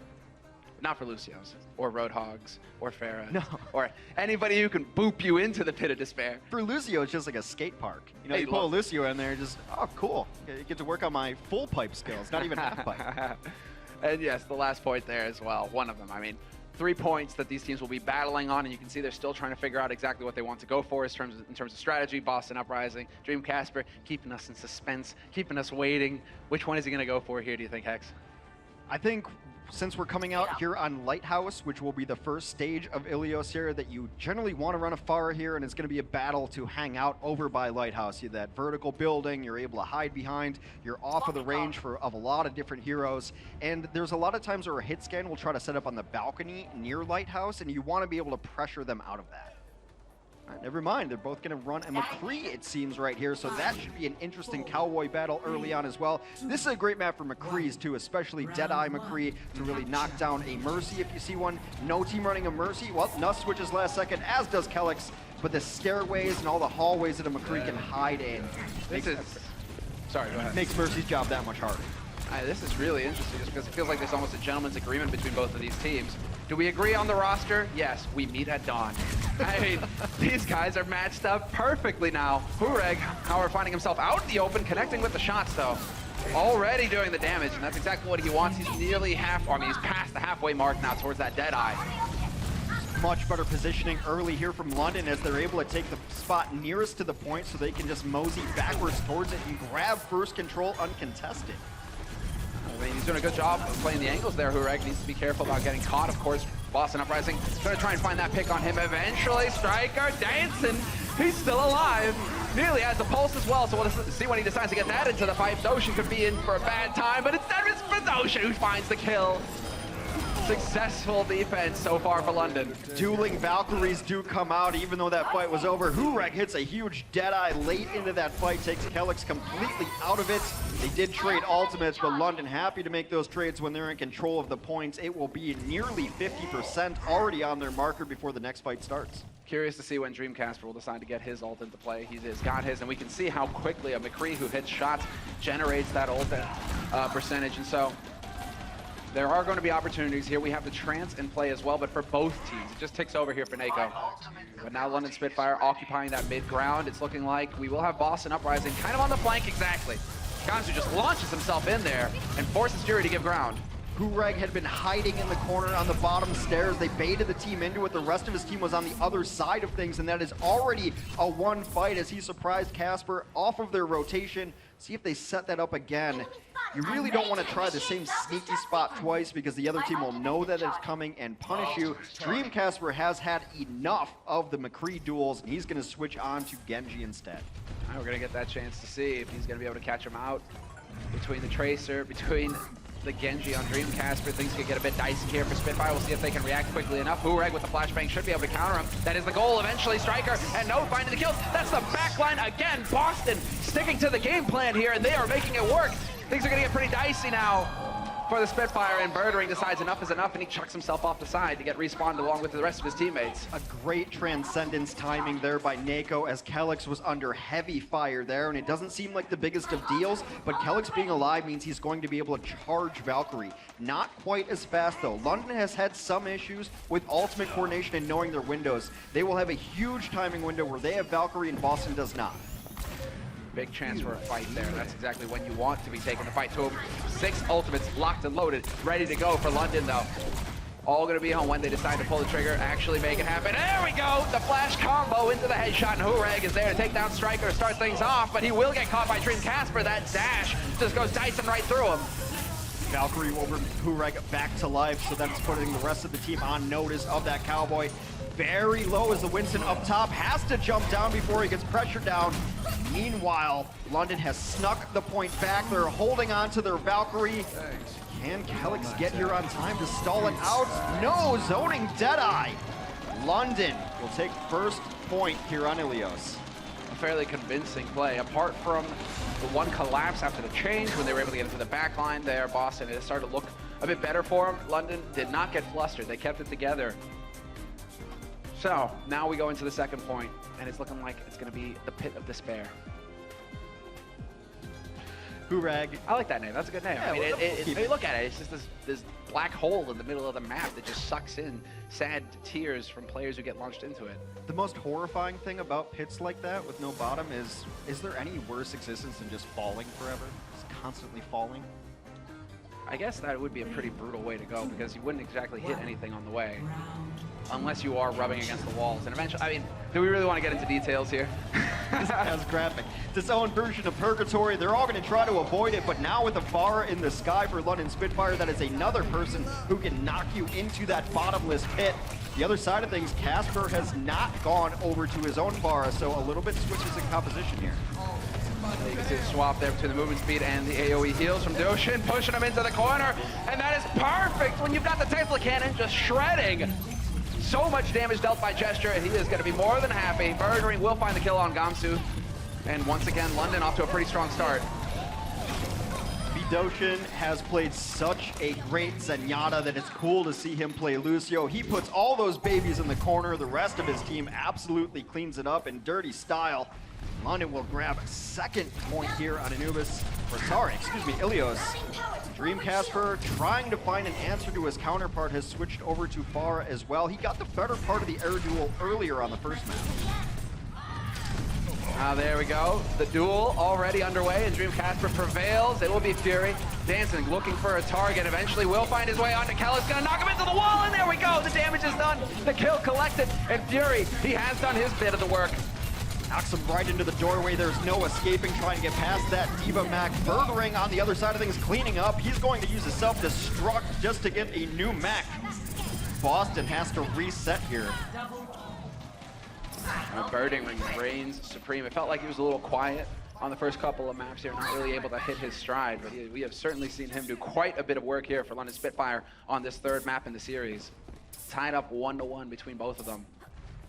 Valkyrie fights will be incoming, both teams with that. The big advantage for London is that they have a sound barrier as well.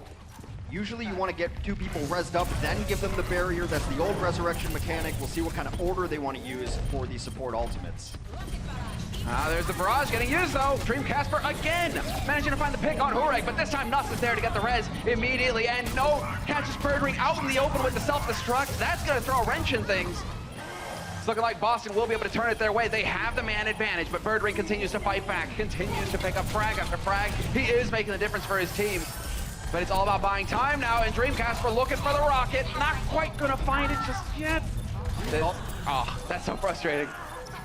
It's not gonna matter though. They are going to finally take back control, but they have to be flawless on their defense going forward. A voluntary jump right into the pit. And Nuss will find out what we were talking about. What actually happens when you fall into the pit of despair. Gotta admire that bravery. Needs a teammate to come up so he can Guardian Angel to him. Get out of there. Not the end for Mercy. Never that. Dream just reigns supreme in the sky right now, though.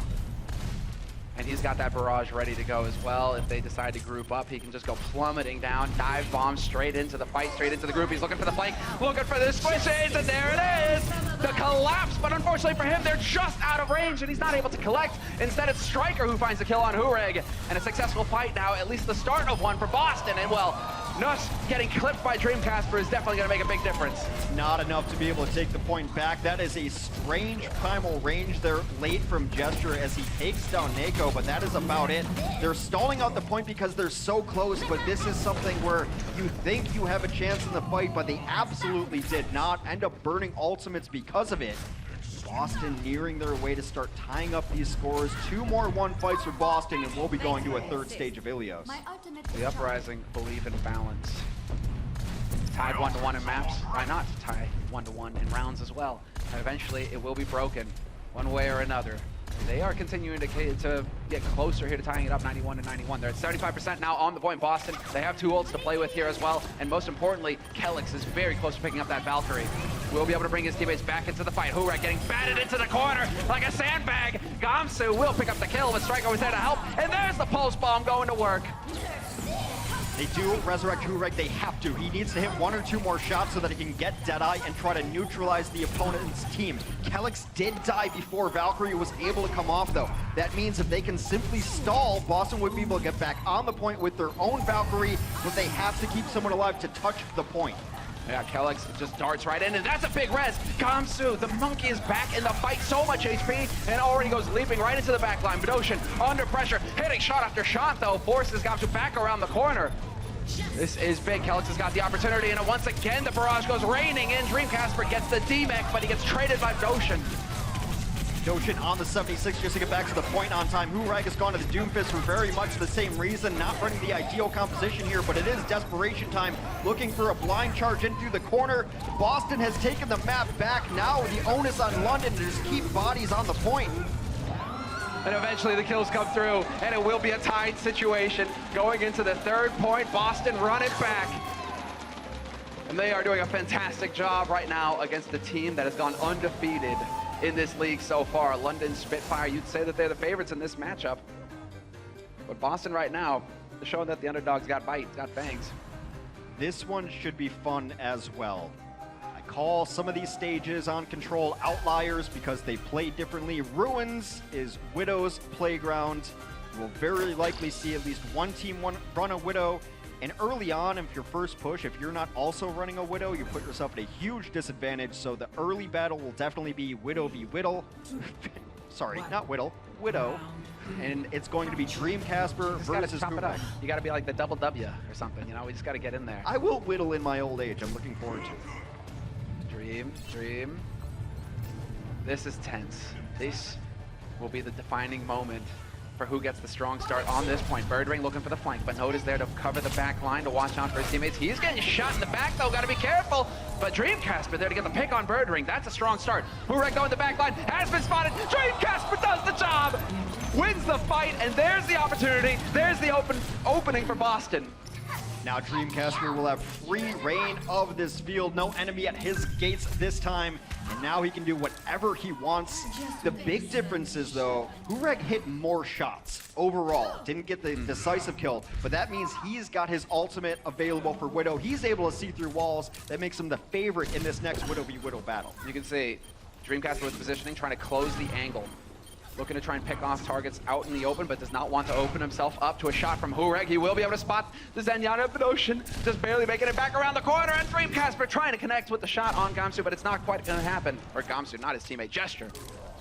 Gesture was able to get out there just barely, but walks his way into a pulse bomb. Is going to be resurrected immediately. Now they're going to jump on him. The ultimate advantage has switched. Casper's still waiting, holding on to his, getting very low. Striker on the ground. Both teams traded out Valkyries in this fight. Striker doing a good job of staying alive, remaining a threat. He will get the D-Mech eventually, and he's still here to contest this point. Question of whether Dreamcasper will be able to make it back in time, but no, he gets clipped in the end. And so this is a fight that's looking fairly good, although Note will, he refuses to say die. Shuts down the back line, and that gives him a chance at least to stay alive a little bit longer. Just a stall out coming here from Note as he tries to keep it in Boston's favor. London will flip it back over. Hurek has popped his infrared sight. Now it has dissipated. Dreamcasper with his own, able to use it whenever, but you can't use it from spawn.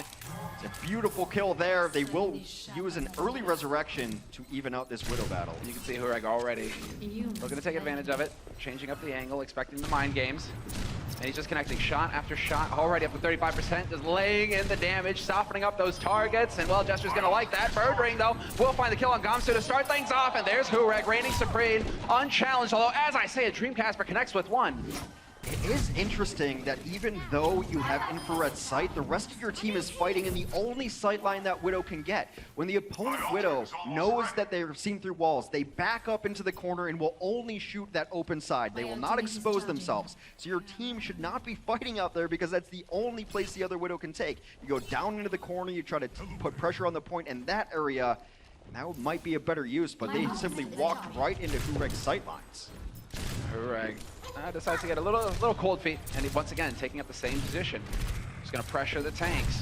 As the tanks go leaping in, spots a man in the back line, not going to hit the shot, and he does manage to make it out just in the nick of time. Still has the grappling hook as well to stay alive, but he is under attack, getting batted around. Way too far out there. Nuss going down to Gamsu on his way of retreat, trying to get back to that point, and now we've got a Transcendence on the point as well. Gamsu making his second life count, will take down Fury in the mix. Now another Primal Rage on the other side of things. A Gesture, buying a little bit of time, and they are able to stall it out just a little bit longer. There's still another fight here possible for the Spitfire, that is certain. Hurek still on fire, although as we say it, we've been missing a few of these shots, but don't worry, the observers, they're not going to be. We'll probably get a replay with a couple of these as well, as Dreamcasper wins the duel versus Hurek this time. Feels like it was a little bit one-sided there, Hex. You know, it felt like Hurek was having a bit too much control. Now they finally able to shut that down, and when you're the Widow, when your team's in control, you feel much better about it. You sit out of sight lines. The onus is going to be on London to push in, and then Dreamcasper will know where his team and where his shots are. Still hunting. That was a bit dicey though, and eventually Birdring is there to collect the kill. Dreamcasper once again laid low, but Kelix is there to bring him back into life. Nuss, however, will get the reses on Gesture as well. This is going to get a bit long, a bit drawn out. Striker looking for an opportunity to hit the pulse bomb. He knows his target. He knows where his friend gets buttered. He wants to, well, annihilate Bidoshin, but it's not going to happen. Decides to back it off and instead leave the work to Gamsu. An opportunity there as they resurrected Bidoshin so that they could bring back the transcending Zenyatta. Boston will take Ilios. They're up in the series 2-1, Semler. Just like that. The lead now for Boston Uprising. What fantastic stuff. And well, you know, Dreamcasper didn't really seem like he was measuring up quite well there versus, you know, his opponent Hurek, but then you've still got the likes of Striker, you've got Gamsu. They're working together as this killer unit, and you can just see them constantly getting the kills on the back line, despite everything. Great play across the board from them. We'll be right back after we go to commercial. Got sounds of the game from Boston. Baby one right side. Baby one sorry man, one sorry man. Sorry one. One sorry. Messi. Leute. Messi up. Back bubble. Nice. Get back, man. To the right side. Sorry dead. One do face one. Nice.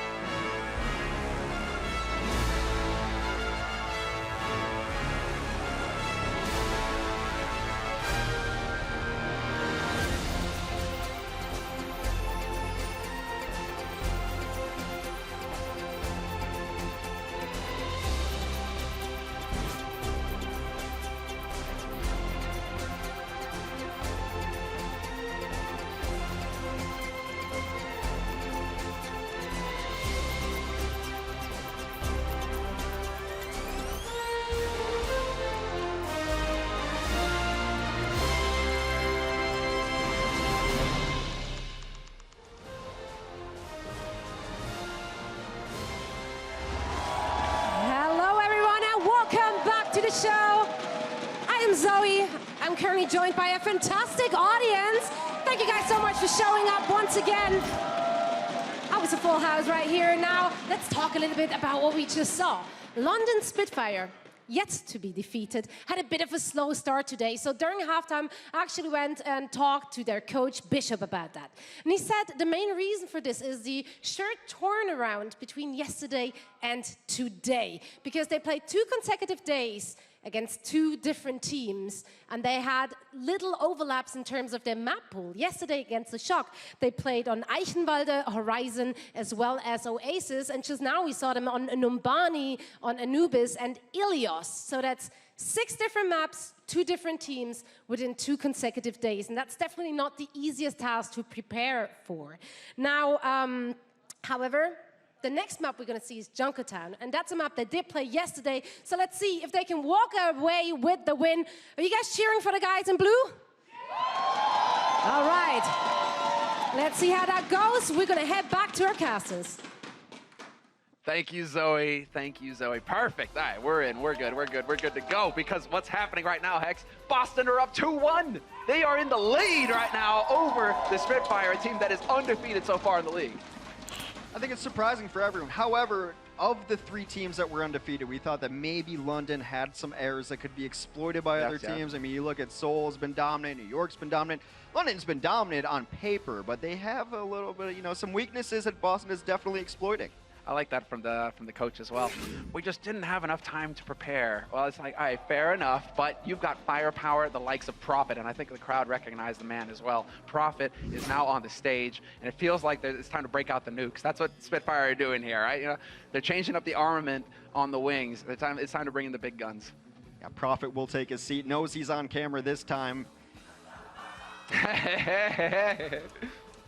We're going to Junkertown, and this is a map that a lot of the undefeated teams have struggled on a little bit. The teams with all Korean rosters, for the most part, have had some difficulties early on. This is a map that they have lost in previous iterations. A lot of it comes down to some of the cheesy strategies thrown at them, most notably being the old pirate ship. I am a fan of cheese, and so, you know, go ahead and tell me. You know, the French side wants to know, what kind of cheese may we expect here on this map, Hex? Metallic. Is that a good flavor for cheese? So lead flavored? Okay, yes. That's interesting. I don't know. That seems like it's, well, not good in the short term or the long. So, what else? Well, I mean, it's mostly you're going to put Bastion on the cart. That's it. That's what we talk about when we're referring to pirate ship. You put Bastion on the cart, you put an Orisa in front of him, or Reinhardt's, and then you've got all the gold aside, you've got cannons on board, and you're just mowing people down. And it really takes a Junkrat to try to deal with it, something over the top maybe. You don't ever really see a Pharah on this map because you see so much Widow as well. Exactly. Yesterday we saw Widow v Widow, and some of them stepping off the sides a little bit, so hopefully get their footing on the map as well. There is a cliff in this first point, and if you aren't careful, you can go plummeting off of it, off the side of it. And this is why I really enjoy watching this map, is like you say, right, there's all sorts of varieties, you know, just like in real life, you know, a whole bunch of different kinds of cheese, you know, a lot of them good, you get to pick and choose, right, and if you're a glutton, you get to have them all. And some teams, they are very capable on this map of just changing it up on a dime. They're like, right, this strat isn't working, whoop, change it up, get a different one rolling, and maybe that one will be successful. And you kind of have to on Junkertown because the map changes so much from first point to last point. It's what makes it one of my favorite types of map, when you can't run the first thing all the way to last because it gets more narrow, and then it gets claustrophobic towards the end. It gets smaller and smaller. You can see Widow nearly every point here. Much like the cheese on my platter.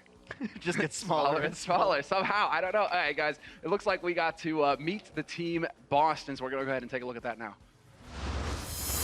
Up first, we have to introduce the Boston Uprising.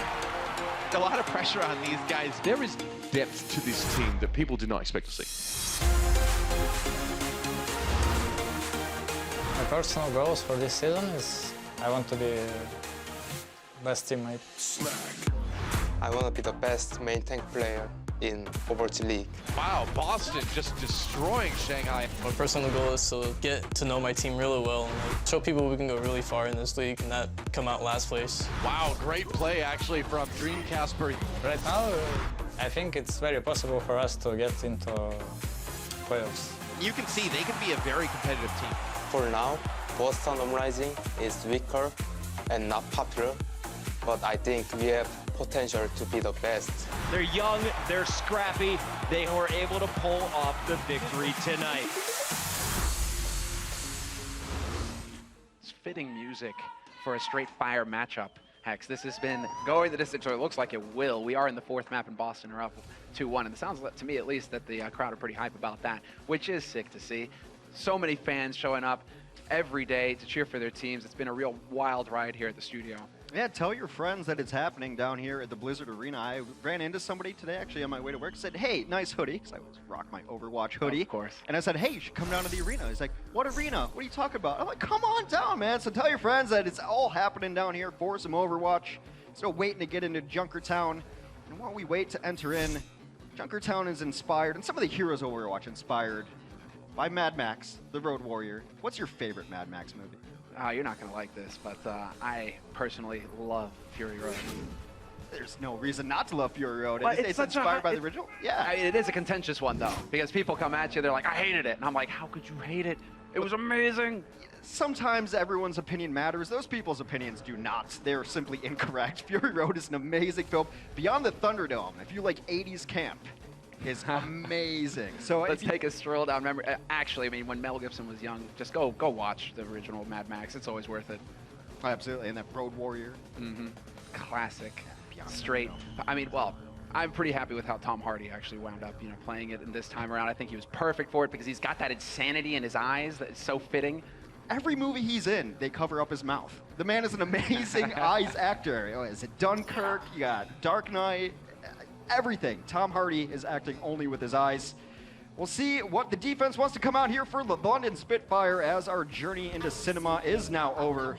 The Academy Awards coming up. I'm going to try to drop every title of an Academy Awards movie in the next several projects. Just straight do it. Just do it. But right now, guys, definitely don't be covering your mouths. It's time to make some noise because we are going to get the action underway. It is Boston Uprising in the lead, 2-1, on the brink of giving London Spitfire their first loss in this league. And so this is it, the moment that we've been waiting for now for several minutes. 15 seconds left on this clock, and I'm very curious to see what variety of strategy we're going to have here from Boston Uprising. And, well, Nako, he's kind of making it clear that you're right, the bullet rain, it might be happening. Well, for now, he is on it, but that might be a little bit interesting. You do put one of your supports on this sometimes and run a solo support. And it looks like Boston going to try to get out here onto the pirate ship, running with the sharp cheddar, as they've got a Hanzo and a Widow in tow as well. Definitely not a Bree in this case. London Spitfire are going to have to dance to get around this point fairly quickly here. Gamsu waiting to get that shield up and running. And best yet is the fact that we have Striker on Hanzo, as well as Dreamcasper on the Widow. They've gone for the double sniper variety of cheese here as well. This is great too. You see the Sonic arrow going to the right side, knowing that there's no flanks. No one's going to be trying to jump on this card. They just have to kill what's in front of them, and that's what Bastion excels at. Oh man, the pressure right now, it is obscene. They can't even kill them in the end. Prophet tries to make the play to slow him down, but it's not enough. So much pressure applied by the Bastion with the hail of bullets, and then the two snipers as well. Look at that, Nako. He doesn't even believe it. He's shaking his head. He's like, where are they? Essentially, you have to wait for a Riptire to come up, but they're too impatient for it. Prophet will rotate off of that Junkrat onto a Genji. A Genji can be a decent counter to a Bastion as well, but they have to give up so much space that the Bastion setup on the offense is going to go up top already. And Dreamcasper is going to be on Widow duty, but more importantly, pushing that cart while the rest of his team continues to create space. That was interesting. They were trying to pull a fast one here, Boston Uprising, trying to get that Bastion up on the high ground. And they're still going to keep at it as well, but the counterflank comes through. Striker with a scatter arrow doing some damage, but Jester and Prophet, they've annihilated the back line. If Notion is there to chime in as well. There's the turnaround. There is the difference for London Spitfire. Very patient there. They had left Dreamcasper all alone on Widow on the point. Prophet saw his opening, won that 1v1. The rest of his team took that signal and pushed in through. Now the defense going to be able to stabilize here on second. So you will see wholesale changes from Boston, as once the pirate ship is broken down, it is hard to reclaim it yet again. So they're going to go to a standard dive composition on Boston. Exactly right. Now it's going to be fights, the calls, the comms, and well, Boston have excelled so far in this series at this strategy, this variety of play. Prophet is hoping to get in their face, and he will get the dash on Nako, and nearly picks up Kelix as well, who does pop the wings fairly early here. No direct answer for him, however, unless Notion hits a godlike volley. And so it will be the wings-on-wings fight as Nuss goes for the Valk as well. They are simply lining up in the hallway. Prophet couldn't have Bops behave better than that if he was trying. His target practice, dash through, dash resets, keeps going. Brought back to life by some of these resurrections, not over yet. Prophet still holding onto this blade, and I think his team's going to get pushed back. This is exactly it, the turning point, the sticking power here from Boston, the fact that they can actually hang in with the fight, making progress towards that second point, and London Spitfire left shaking their heads, wondering what happened. It felt like they had everything going their way. Now they have to make their way out through the choke points, a very difficult task, but they should be able to challenge just once more. Jester getting in position to go leaping onto the payload. Well, you can also transcend into this point in Dragon Blade with your transcend. It's a little bit more difficult to stay in that transcend range, but immediately with Casper out of the fight, it might be time for them to start popping some ults, and they do end up getting most of this fight. This has been back and forth. One fight goes one way, the other, and now they're going to reclaim defense yet again. It's super decisive right now. Either one team dominates or the other. And I mean, that was a fantastic fight for London Spitfire when you consider the fact that they still have the Trance on Doshin. They have both of those offensive ults to work with as well. And Nuss, he's nearly got the wings. London won that fight without really having to use much. They're nearing to have every single ultimate up for this next fight. Still plenty of time for Boston, though, as they try to set up their offense, but Prophet's going to force the issue. Oh, Kelix, how do you survive? Just barely makes it out of there intact. That was a close call. Prophet decides to back off because the back cap was there. Dreamcasper, he's on the point the entire time. That is so beautiful to reposition an entire team. One man back at the payload makes them all come back. And look at the space that has bought them. Dreamcasper, that has definitely shifted up the defense. We're trading kills now. Things are about to get interesting. Nuss does decide to pop the wings, though. He will be able to bring Jester back into the fight. And Prophet, waiting patiently for the trance. He has waited long enough. It's time for the hack and the slash. And he at least gets one, now 2 kills. And he's still in the fight. Prophet making the difference. A decisive fight yet again for the defense of the London Spitfire. However, on the swing back of things, Kelix is going to have his own Valkyrie to get in here. They're going to have their own Dragon Blade. Economy switching back over, and now Boston doing a little better with their own mint here. And they're going to have everything they want to take this next fight. In fact, if they don't, something has gone drastically wrong. Especially because they still have time. Minute 30 left on this clock. They still have room to work with here. Dreamcasper, you know that he has that Dragon Blade. So we'll see. I mean, Prophet put on quite the demonstration for us a moment ago. He got some kills with it. And so Dreamcasper, we've come to expect that from this man. He is quite the capable Genji. And he's already spotted out the back line. That's exactly who he wants to go leaping onto. And we'll see if he decides to pull the blade out. Because for now, at least he looked like he wanted to just try and get it done the dirty way, but that's not going to work. He got bullied out there. Kelix has popped his Valkyrie, but Casper's died in such an odd position that it's going to be difficult for him to get there. Kelix does find Dreamcasper, able to bring him back to life, as with Gamsu. Now might be the time for the blade. If not now, then when? Exactly, got to pull the trigger, and there it is, sure enough. He's decided to use it. There's one, there's two, backline, and a tank. Under pressure as Bedosian gets picked up by Neko as well. Self-destruct a bit too far there, not quite going to have the impact that Fury was hoping for, and that will be a second point cap for Boston Uprising with 2 minutes in the bank to get that third. We talk a great deal about Neko on Boston with good reason, but I want to know what kind of Faustian bargain Kelix has made to get out of these fights alive with 2 HP, to get to Casper, who died in a hallway of all places, and bring him back to life. Kelix's survivability has been off the charts. It is unreal, really playing to the mobility of Mercy, one of her strong suits. And well, Dreamcasper will be there to get the kill. Dreamcasper with 2, and yet again, the game plan working for Boston Uprising, just collapsing on that back line. They need to remember that there is in fact a payload to push forward, though. They have to get somebody on there to make progress. Well, it is going a little bit back and forth. There is some contention on the cart there. It's mostly Birdering trying to bring it back for his team. Sometimes you want to stagger the Baby Diva. That time they had enough of it. Don't want to let that mech suit get back in. They'll take a little bit of push here. That was a ballsy Rasnus. That was out in the open. Can't believe he actually managed to pull that one off. And Fury is back into the fight, but we've got a Dragon Blade, and Prophet not really going to get too much out of it. Takes down Note, but that is it. And well, it's going to be up to Gesture now to just zap, to tase, and to do the damage. Both of the Mercies fall in this fight. That means we're probably going to have to reset here. London defense holds. They've only got a minute left, and they've got a long way to push this payload. Generally, you want to have it around the last bend by the time this happens. They're going to have to win about 2 consecutive fights to be able to get this all the way to the end. They're going to take as much progress as possible. Nuss has Valkyrie. Kelix should be able to get there unless Birdering has something to say about it. Whoa, okay, but it will get traded into a self-destruct immediately. Striker not quite going to be there in time as Birdring is there to rip his head off.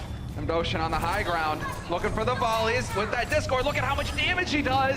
Gamsu not going to make it out intact. Birdring there to capitalize. Great focus fire coming in here from London Spitfire, and for now the line holds. 10 seconds left.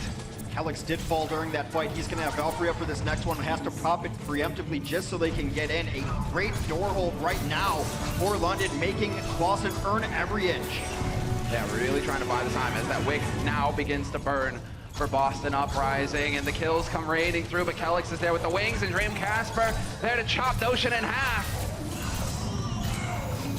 Dreamcasper has been so hard in the back line. Every time he busts out blades, supports simply fall to the side of it. And they will continue to push, get it around this bend. Not over yet as Boston looks to finish out Junkertown. They don't have a blade to worry about. Doshin is going to have trance very quickly here. If they have the blade for Prophet. All eyes on Prophet at this point. The last time he whipped it out, we managed to get like 3 frags with it, 3 kills, and so now we have to see. Neko trying to keep alive in the background, though. He could cancel it out. And there it is, the trance comes into play, instantly countered. Prophet, hack and slash, gonna do nothing at all. Kelix is alive, even gets the bold res right in the middle of everything. I have no idea how Kelix does it. Nako also comes alive, takes down Prophet with a swift orb to the dome. Self-destructs on this point here. Yuri will take down his counterparts. This is unreal. How are they still in this? The long, drawn-out fight. Both supports still in it, obviously, for London Spitfire. Those heals churning, and somehow they do not stay on the point in the end. Boston, they were not able to keep a presence, and that wick, the longer it burns, the quicker it burns as well. If you leave it for a split second at that point, that's it. It's over. Even if you jump off the cart momentarily, or as a bar, if you jump a little too high, that cart will go down, but a pretty nice offensive push. Junkertown, a very difficult map to complete. It's a long, long escort map. So to be able to get it that far, not quite over yet for Boss to be able to close it out. All right, we got the duel. That's cruel. You know that he's just hoping, the Dreamcaster is just hoping that he will make the mistake and throwing some shurikens at him, but instead, this was the big play here from Prophet on that second point defense. That's got to be satisfying when a Genji tries to kick you and you just cut his leg off. There's nothing worse than dying to the Zenyatta melee as a Genji when you're Dragon Blading. Just give him the boot. It's just humiliating. Give him the boot. It is the best. That is why it is satisfying. I mean, it's also, I really wish that you could see more Zenyatas, you know, kind of in the back line there, you know, kicking their teammates forward as well. You know, just constantly melee if you're Zenyatta. You're always sending the right message. All right. Getting into it now. It will be the defense. It will be the swap. And so it is going to be a question now to see if the Boston Uprising have something special in store for us here on the first point defense. Looking to lock things out here for the Spitfire. But, I mean, you have to remember that Bishop, their coach for the Spitfire, that is one of the points. They've played this map recently. They're feeling more comfortable, and clearly they are. That was much better performance coming in from Spitfire on this last map, or on this fourth map in the series. Absolutely. You're seeing a pretty standard meta develop here map-wise when it comes to Junkertown. So it looks like the offense wants to roll in. Well, never mind. Seems like they want to go pure dive. A lot of the top three teams have kind of shied away from going with the Bastion of their own, preferring to run a more standard composition. Early on, Birdring was on the Hanzo, but that's just to get vision with the Sonic Arrow. Is going to switch off of it, and they're getting a super aggressive, super quick. Yeah, Birdring already pumping rounds into Gamsu. Eventually, he's going to be starting to take the damage, but then Dreamcasper is there to ruin his dreams. That is it. Done and dusted. The fight now, Prophet was hoping to pull a fast one on him, but he's going to get chased out. Some ult charge there for his teammates, so that's not the end of the world here. Nuss going to be happy about that. 40% on the Valk. I have to fly to safety. The dive needs to pick which target it wants to go on, but he's so deep as Dreamcasper that he shuts down Prophet before he can even aggress onto him. Oh, this is big. This is really where it starts to ramp up. Fury will eventually find the kill on Kelix. That is huge, but instead he is going to get chased down in the end. They don't care, Boston. The payload making progress, though. Notion is there. He nearly gets picked. It looked like Dreamcasper was landing a shot on him. Dreamcasper having such a huge impact here on this first point defense, hitting shot after shot. But they finally been forced to give ground, and now it is going to be up to Boston Uprising to try and make their way out through the choke points. Not an easy task. Dreamcasper is pressured out a little bit up top, but Gesture will give his life for it because Junkrat is there, makes short work of that. Winston Prophet exact sweet revenge by taking out Dreamcasper, an even fight thus far. Finally, but Striker's still alive here on the point itself. Gamsu punches Birdring into oblivion, and there's the whole hog, forcing Fury back. This is fantastic work coming out here from Boston. Despite the fact that they've lost Dream, it doesn't mean that they are any less lethal. Nako showing his chops as well. Gets the mine on Prophet. And things are looking fantastic here for Boston on the first point defense. I mean, 2-1 right now in maps. 2-0, but they are on the brink right now, Boston, of the big upset win. London on paper, which is a dangerous term sometimes in sports and in Overwatch itself, should win this fight. They've got all the ultimates banked up. They got both support ultimates, they've got Valkyrie, they've got Blade. They need a hero play out of Boston if they want to continue to hold, but this has already been a very good first point defense on Junkertown. Clever work. Prophet trying to bait the shot out of Dream. He will get shot in the face eventually, though, and he is dying. Prophet burning out, poisoned to death. And so Prophet will have no say, not for now at least. A bit too far away from Nuss as well, who has popped the wings, but will not be able to get the res. And still, however, the kills just keep coming through here for London. They should have enough here, but now D-Mech happens. They're able to take down Neko there. Just trying to buy a little bit of time. These tanks on the card are not going to be able to do it. Offense eventually with the reinforcements will take first point. But I have to reiterate, that is a very good defensive hold. You just want to run time off the clock. If you're Boston, all Boston has to do to win this set is stop them before they get to the white marker, which is about 5 meters away from the endpoint in Junkertown. And you're right, you've already said this, Hex, but this is a very long map. It takes a long time to push the payload to the final third point. There's only 3 minutes roughly left on this clock here for London Spitfire to make that happen. Prophet has got the Dragon Blade though. Oh, baiting on the shot. He knows that Dreamcasper can see through walls right now. Tries to take advantage of it. And Neko instead, what is this? 2 big kills coming in for Boston immediately. Absolutely huge there to take them out of the fight. That means that they have to just sit back.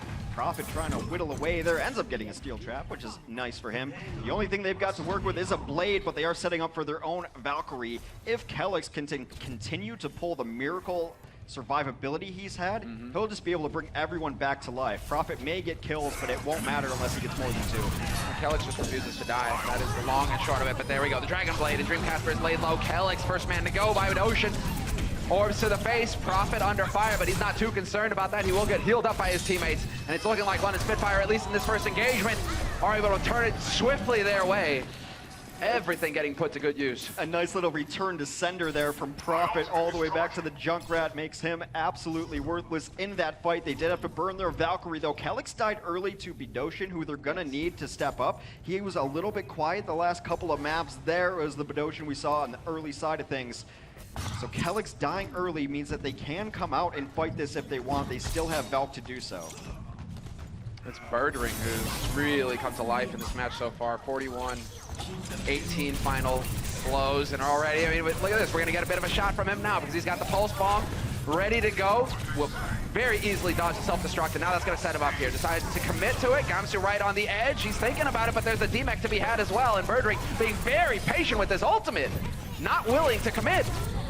Kelix has brought people back to life, but now Fury puts Dreamcasper back down to sleep for the final time, during which they will take this point.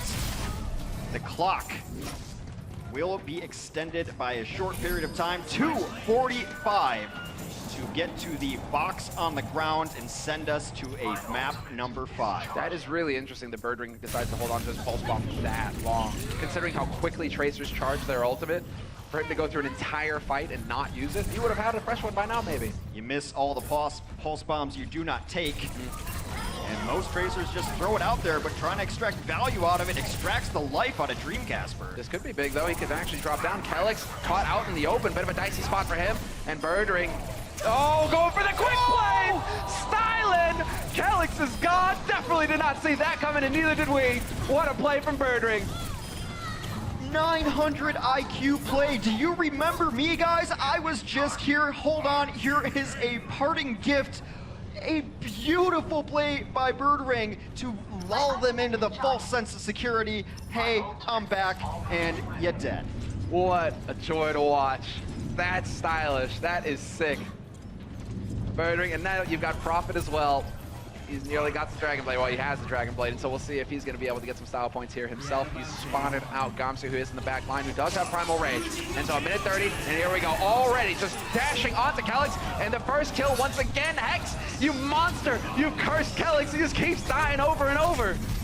That's just how it works. I apologize, Kelix. Prophet does not finish that out, but they have the resurrection advantage. Kelix needs to get back in this fight, charge up his Valkyrie if they have any chance of holding. The stall out comes in form of a self-destruct, and it gets 2!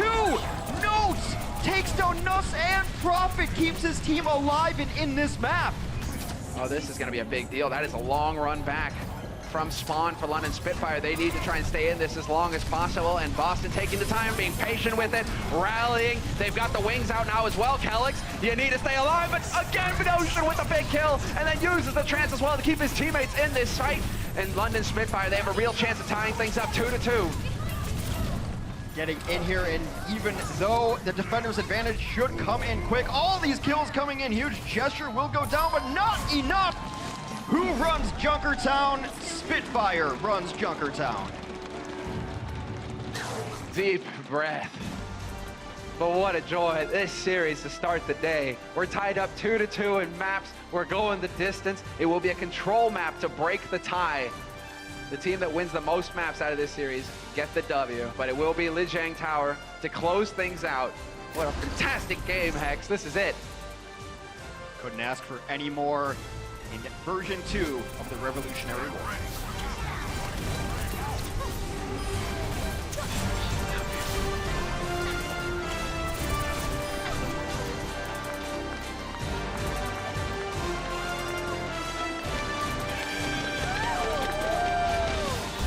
The Overwatch League is brought to you by Intel and Omen by HP.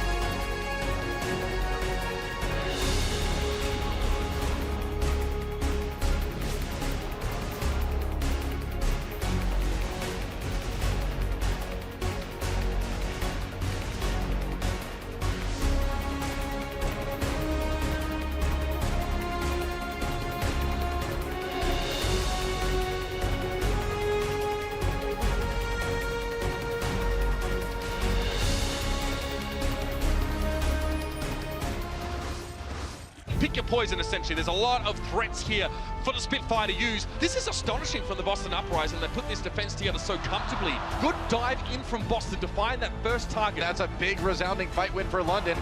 Who's got the hard hand? That was a masterclass from the Spitfire. Huge turnaround. Boston making a real game. All right, welcome back, everybody, from the break, and we are live with the last map, exactly. Lijiang Tower. It's going to be the one to settle it between the Boston Uprising and the London Spitfire. It has been a real barn burner here, Hex.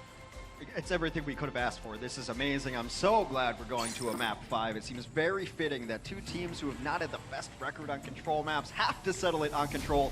And on personal note, Lijiang Tower is my favorite map in the entire pool because it's a Tracer map, and Tracer should be running wild on this map. However, both teams could bust out a Pharah as well. Yeah, there is the option to go for the Rockets, but you're right. I love watching Tracer play as well. There's so many opportunities to express your own personal style with Tracer. You know, do you attack the back line? Do you go for the back cap soon? Are you just this wraith floating in, killing supports left and right? Or are you there to mind your team and make sure that you're a defensive Tracer? So many options, so much fun, and this is going to be it. We're going to be getting into the map in just a moment's time, and we'll get our answers, right? Is it going to be a Pharah? Is it going to be a Tracer? What are we going to see? You could run a lot of different stuff on here. Boston, in one of their Oasis maps, ran this really cool, like, 3-tank and a Moira in it, and I'm always looking forward to say the words Moira meta. We'll get there someday. I've been playing a lot of Moira. Pro tip, free-for-all, play Moira. It's unfair, and it's not fun to play against, but free-for-all, you will win with the Moira. Life drain. I want to see more Moira. I don't think we're going to see it here. This is very likely a Pharah map overall. Again, anything with a giant vertical tower is going to lend itself to good Pharah play. Able to boop off there, hide behind it, etc. You've seen other teams even run triple DPS, so Lijiang, it's all open. If and when we get to Control Center, that is the outlier in this particular control map. You see Zaryas, you see Reinhardt's, very much a slugfest there. Maybe we'll see a bit of Moira then. So many options available, and we're seeing more and more Moira too. This is what's real fun. Bit of variety in the back line. Kelix, just make my day. Make my day. Go for the Doom Fist. Lock him in. It's not going to happen, sadly. I wish. Single Lucio Doom Fist. Hope springs eternal, Hex. Hope springs eternal. Boston has run some interesting stuff here. I don't know, that would be interesting. We'll see. You learn eventually. Don't toy with my feelings. To not look at these rosters until it's like out of the gate. They actually have to leave spawn. The enemy gates have to open before you can really say anything about them, because all too often I've been duped into getting hyped over Symmetra only to have my heart broken. Exactly, and you know, right? You know that this is what is eventually going to happen. Kelix swaps over to the Mercy. We've got Striker on the Tracer. But, you know, Striker with Tracer, always a good time. Always the big plays. Well, Boston, they're going to be counting on him now to continue to deliver. Dream Casper on the Pharah. Great reposition there with the concussive, and he is going to be able to open up for Striker to pick up a kill, and he'll get one of his own. Being super aggressive here, and that's a great way to counter what the Spitfire are doing. They're running Bird Ring on the Widow to try to deal with Dream Casper in the sky. So far to no avail, as that is a very dominant first fight for the Boston Uprising. Super solid start, and they will get the cap. Striker with the D-Mech, and that's perfectly fine. They'll take, well, actually, no, they'll go ahead and assassinate Fury fairly quickly. They're not going to just stagger him too long. Birdring has switched off of the Widow onto a McCree. The reason being it's less reliable versus the combo in the sky, but it's more reliable towards the Tracer on the ground. You're able to counter both with one hero, but he needs a lot of help in the world. McCree can be overwhelmed very easily. One of the best duelists in the games, but if you give him pressure, he's in trouble. Or you can just try and send him off the side of the cliff. That works too. Striker again. This deadly duo between Dream Casper and Striker. They keep working together to pick up kill after kill. So Prophet, well, actually, he's going to try and turn it around. Oh, well then, Striker, enough of that. Prophet, sit down. They bring Birdring back to life, knowing that this might be their window to get in here. They do end up with a couple of full kills on that side. Nas taken down by the barrage, and Notes keeps his Pharah in the Matrix so that she lives through the barrage. And this is just unending battle, exactly what we expect to see on Control. Everybody running right back into the fight. And this time it's Jester staying alive on the point for an obscenely long time, buying so much time for his healers to get in, and more importantly, for him to generate an ultimate. Primal Rage is now there, and he's going to be batting him around like hacky sacks. Prophet trying to put the team on his back as he takes down Lucio. Both supports now out of this fight. London Spitfire will wrestle Control away from the Boston Uprising. Boston has notched nearly 70% on their first Control, though. Prophet is the one who finds Dream Casper in the back lines. Tracer can put some pressure onto the Pharah, especially if she's alone. Really, that's up to Birdring. Birdring should have better positioning here now, because now his team's in control. It's going to be much more difficult for Pharah to take control back, which is why Dream Casper simply shelves the Rocket Queen. It's going to come out on Genji instead. Not the biggest change, at least as far as Dream Casper is concerned. He can rule supreme on both of them. He can do the damage. Birdring, great focus fire on him. However, trying to lay the McCree low as quickly as possible. He's fanning the hammer, just trying to stay alive. And he's got his teammates there to help him out. The Transcendence as well, doing a pretty good job of it. Gamsu not able to get anything apart from a bullet to the face. And London Spitfire repel the attack. All off of the edge there, and Spitfire in a great position to take the lead going forward because they have an enormous Valkyrie advantage. Nuss still holding on to his. Calyx a bit away. Perhaps Striker can bring this back for his team. Note is going to have self-destruct. Not the best map for self-destructs overall. A lot of places to hide. And Prophet, yeah, you can see him. This is just like watching Dreamcast. For any of these flankers, it's always so fun when they've got their ultimate ready to go. You're just waiting for them to see the opening, to dive forward and to do the damage, and he's perfectly happy right now to take the duel, and now he's found the target that he was really hoping for. Nako out in the open. Will get healed up by Calyx, but that is going to put Calyx in a bad position, and eventually Calyx gets caught with the butt of a gun.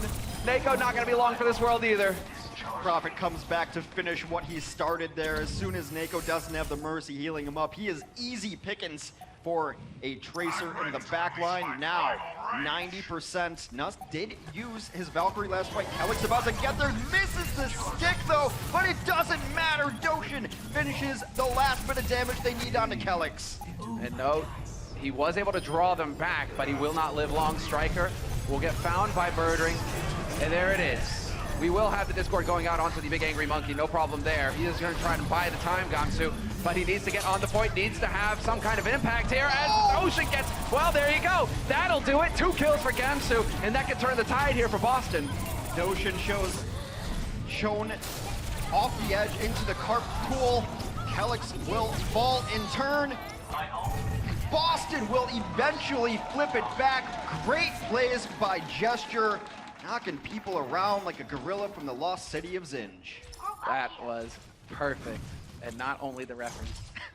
Calyx, all eyes on him now. The old game is somewhat favoring London Spitfire. Note will have that self-destruct, but really it's the Valks that matter, and Nuss does not have his quite yet, so there is an opportunity. Calyx wastes no time at all to bust out the wings and hope to turn the tide for his team, but it's not going to happen. He will get the res on Gamsu, but his teammates are dropping left and right around him. They're only able to use the res to bring it back to even, not to wrestle an advantage in this fight. Now with Doshin out from Gamsu, and Dreamcasper finds the shape of water down below. Nuss falls in this fight as well, though. This is all over the place, Hex. This is back and forth. It does look like, for now, who is actually going to be able to get this done? They're both at 99%, and Striker pulls ahead. Takes down his counterpart, takes down his opponent. Gesture trying to stay alive as best he can, just long enough to get the Primal Rage going, and now he'll be able to buy a whole bunch of time. Nako, careful, doesn't want to get batted off the edge of the cliff, and he just goes for the trance to stay alive. And forces it out. He knew that he had support on the point. Gesture did, so he didn't have to go back there and pull it off. However, all of London falling in this fight. Boston takes stage 1 of our map 5 tiebreaker. This could be it. They are on the brink right now. Boston, everything within their grasp. We go into the second point. It's tied up 2-2 in maps, and they've got the 1-point advantage here. If they can pick up this second one, this could be it. London Spitfire currently 5-0. They haven't lost once in this league. This would be their first loss. Well, Boston now, well, let's see. It's looking like Dreamcasper wants to start Pharaoh again.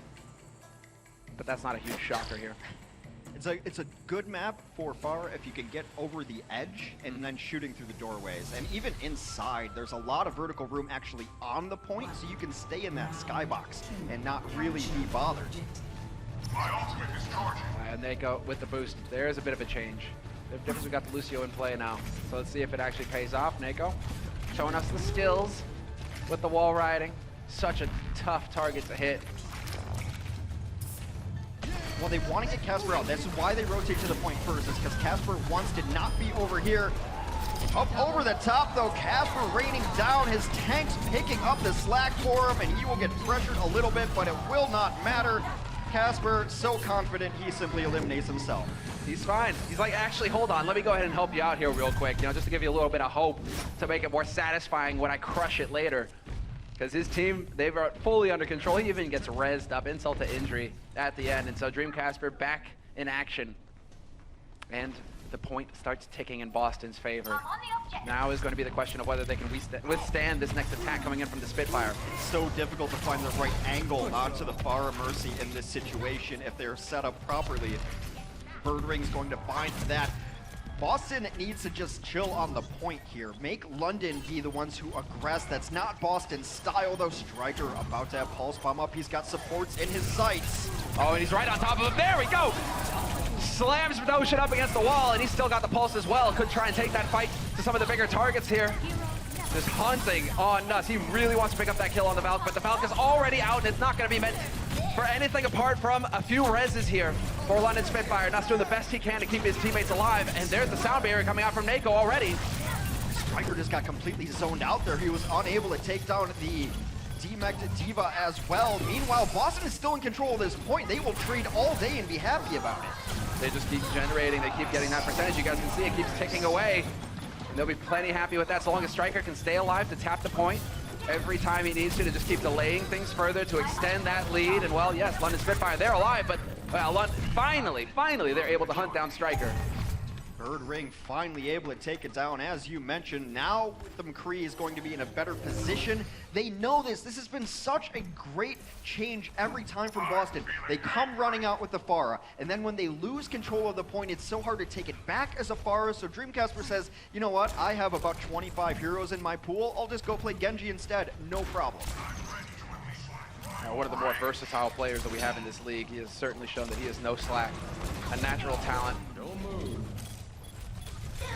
This is fighting out in the open. Bird Ring hunting for targets. Eventually connects with 2 shots. Will get back to his supports. They need to keep him alive, and they will. And he has the Deadeye now as well to continue buying time. Needs to worry about that self-destruct. It is going to go in the corner, and he just barely makes it. Never mind! Dreamcasper's there to get the kill.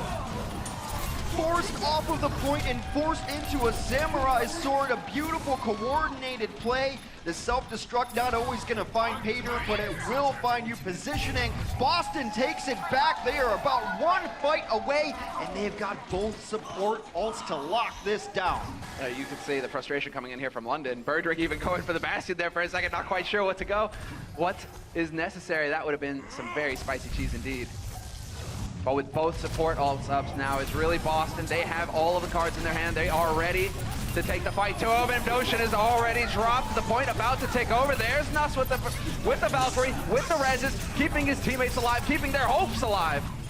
All reses out for both Valkyries. Next deaths will be permanent and will be absolutely crucial. Fury down. Nako now out of this fight. There goes the opposing Zenyatta. There's another resurrection from Nose. Actually, he just uses Valkyrie. Excuse me, I thought he used it.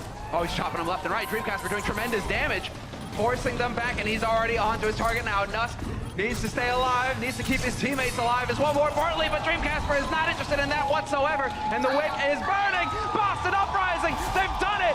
3-2 victory over the Spitfire. They've knocked them out of the sky, and they've ended the streak.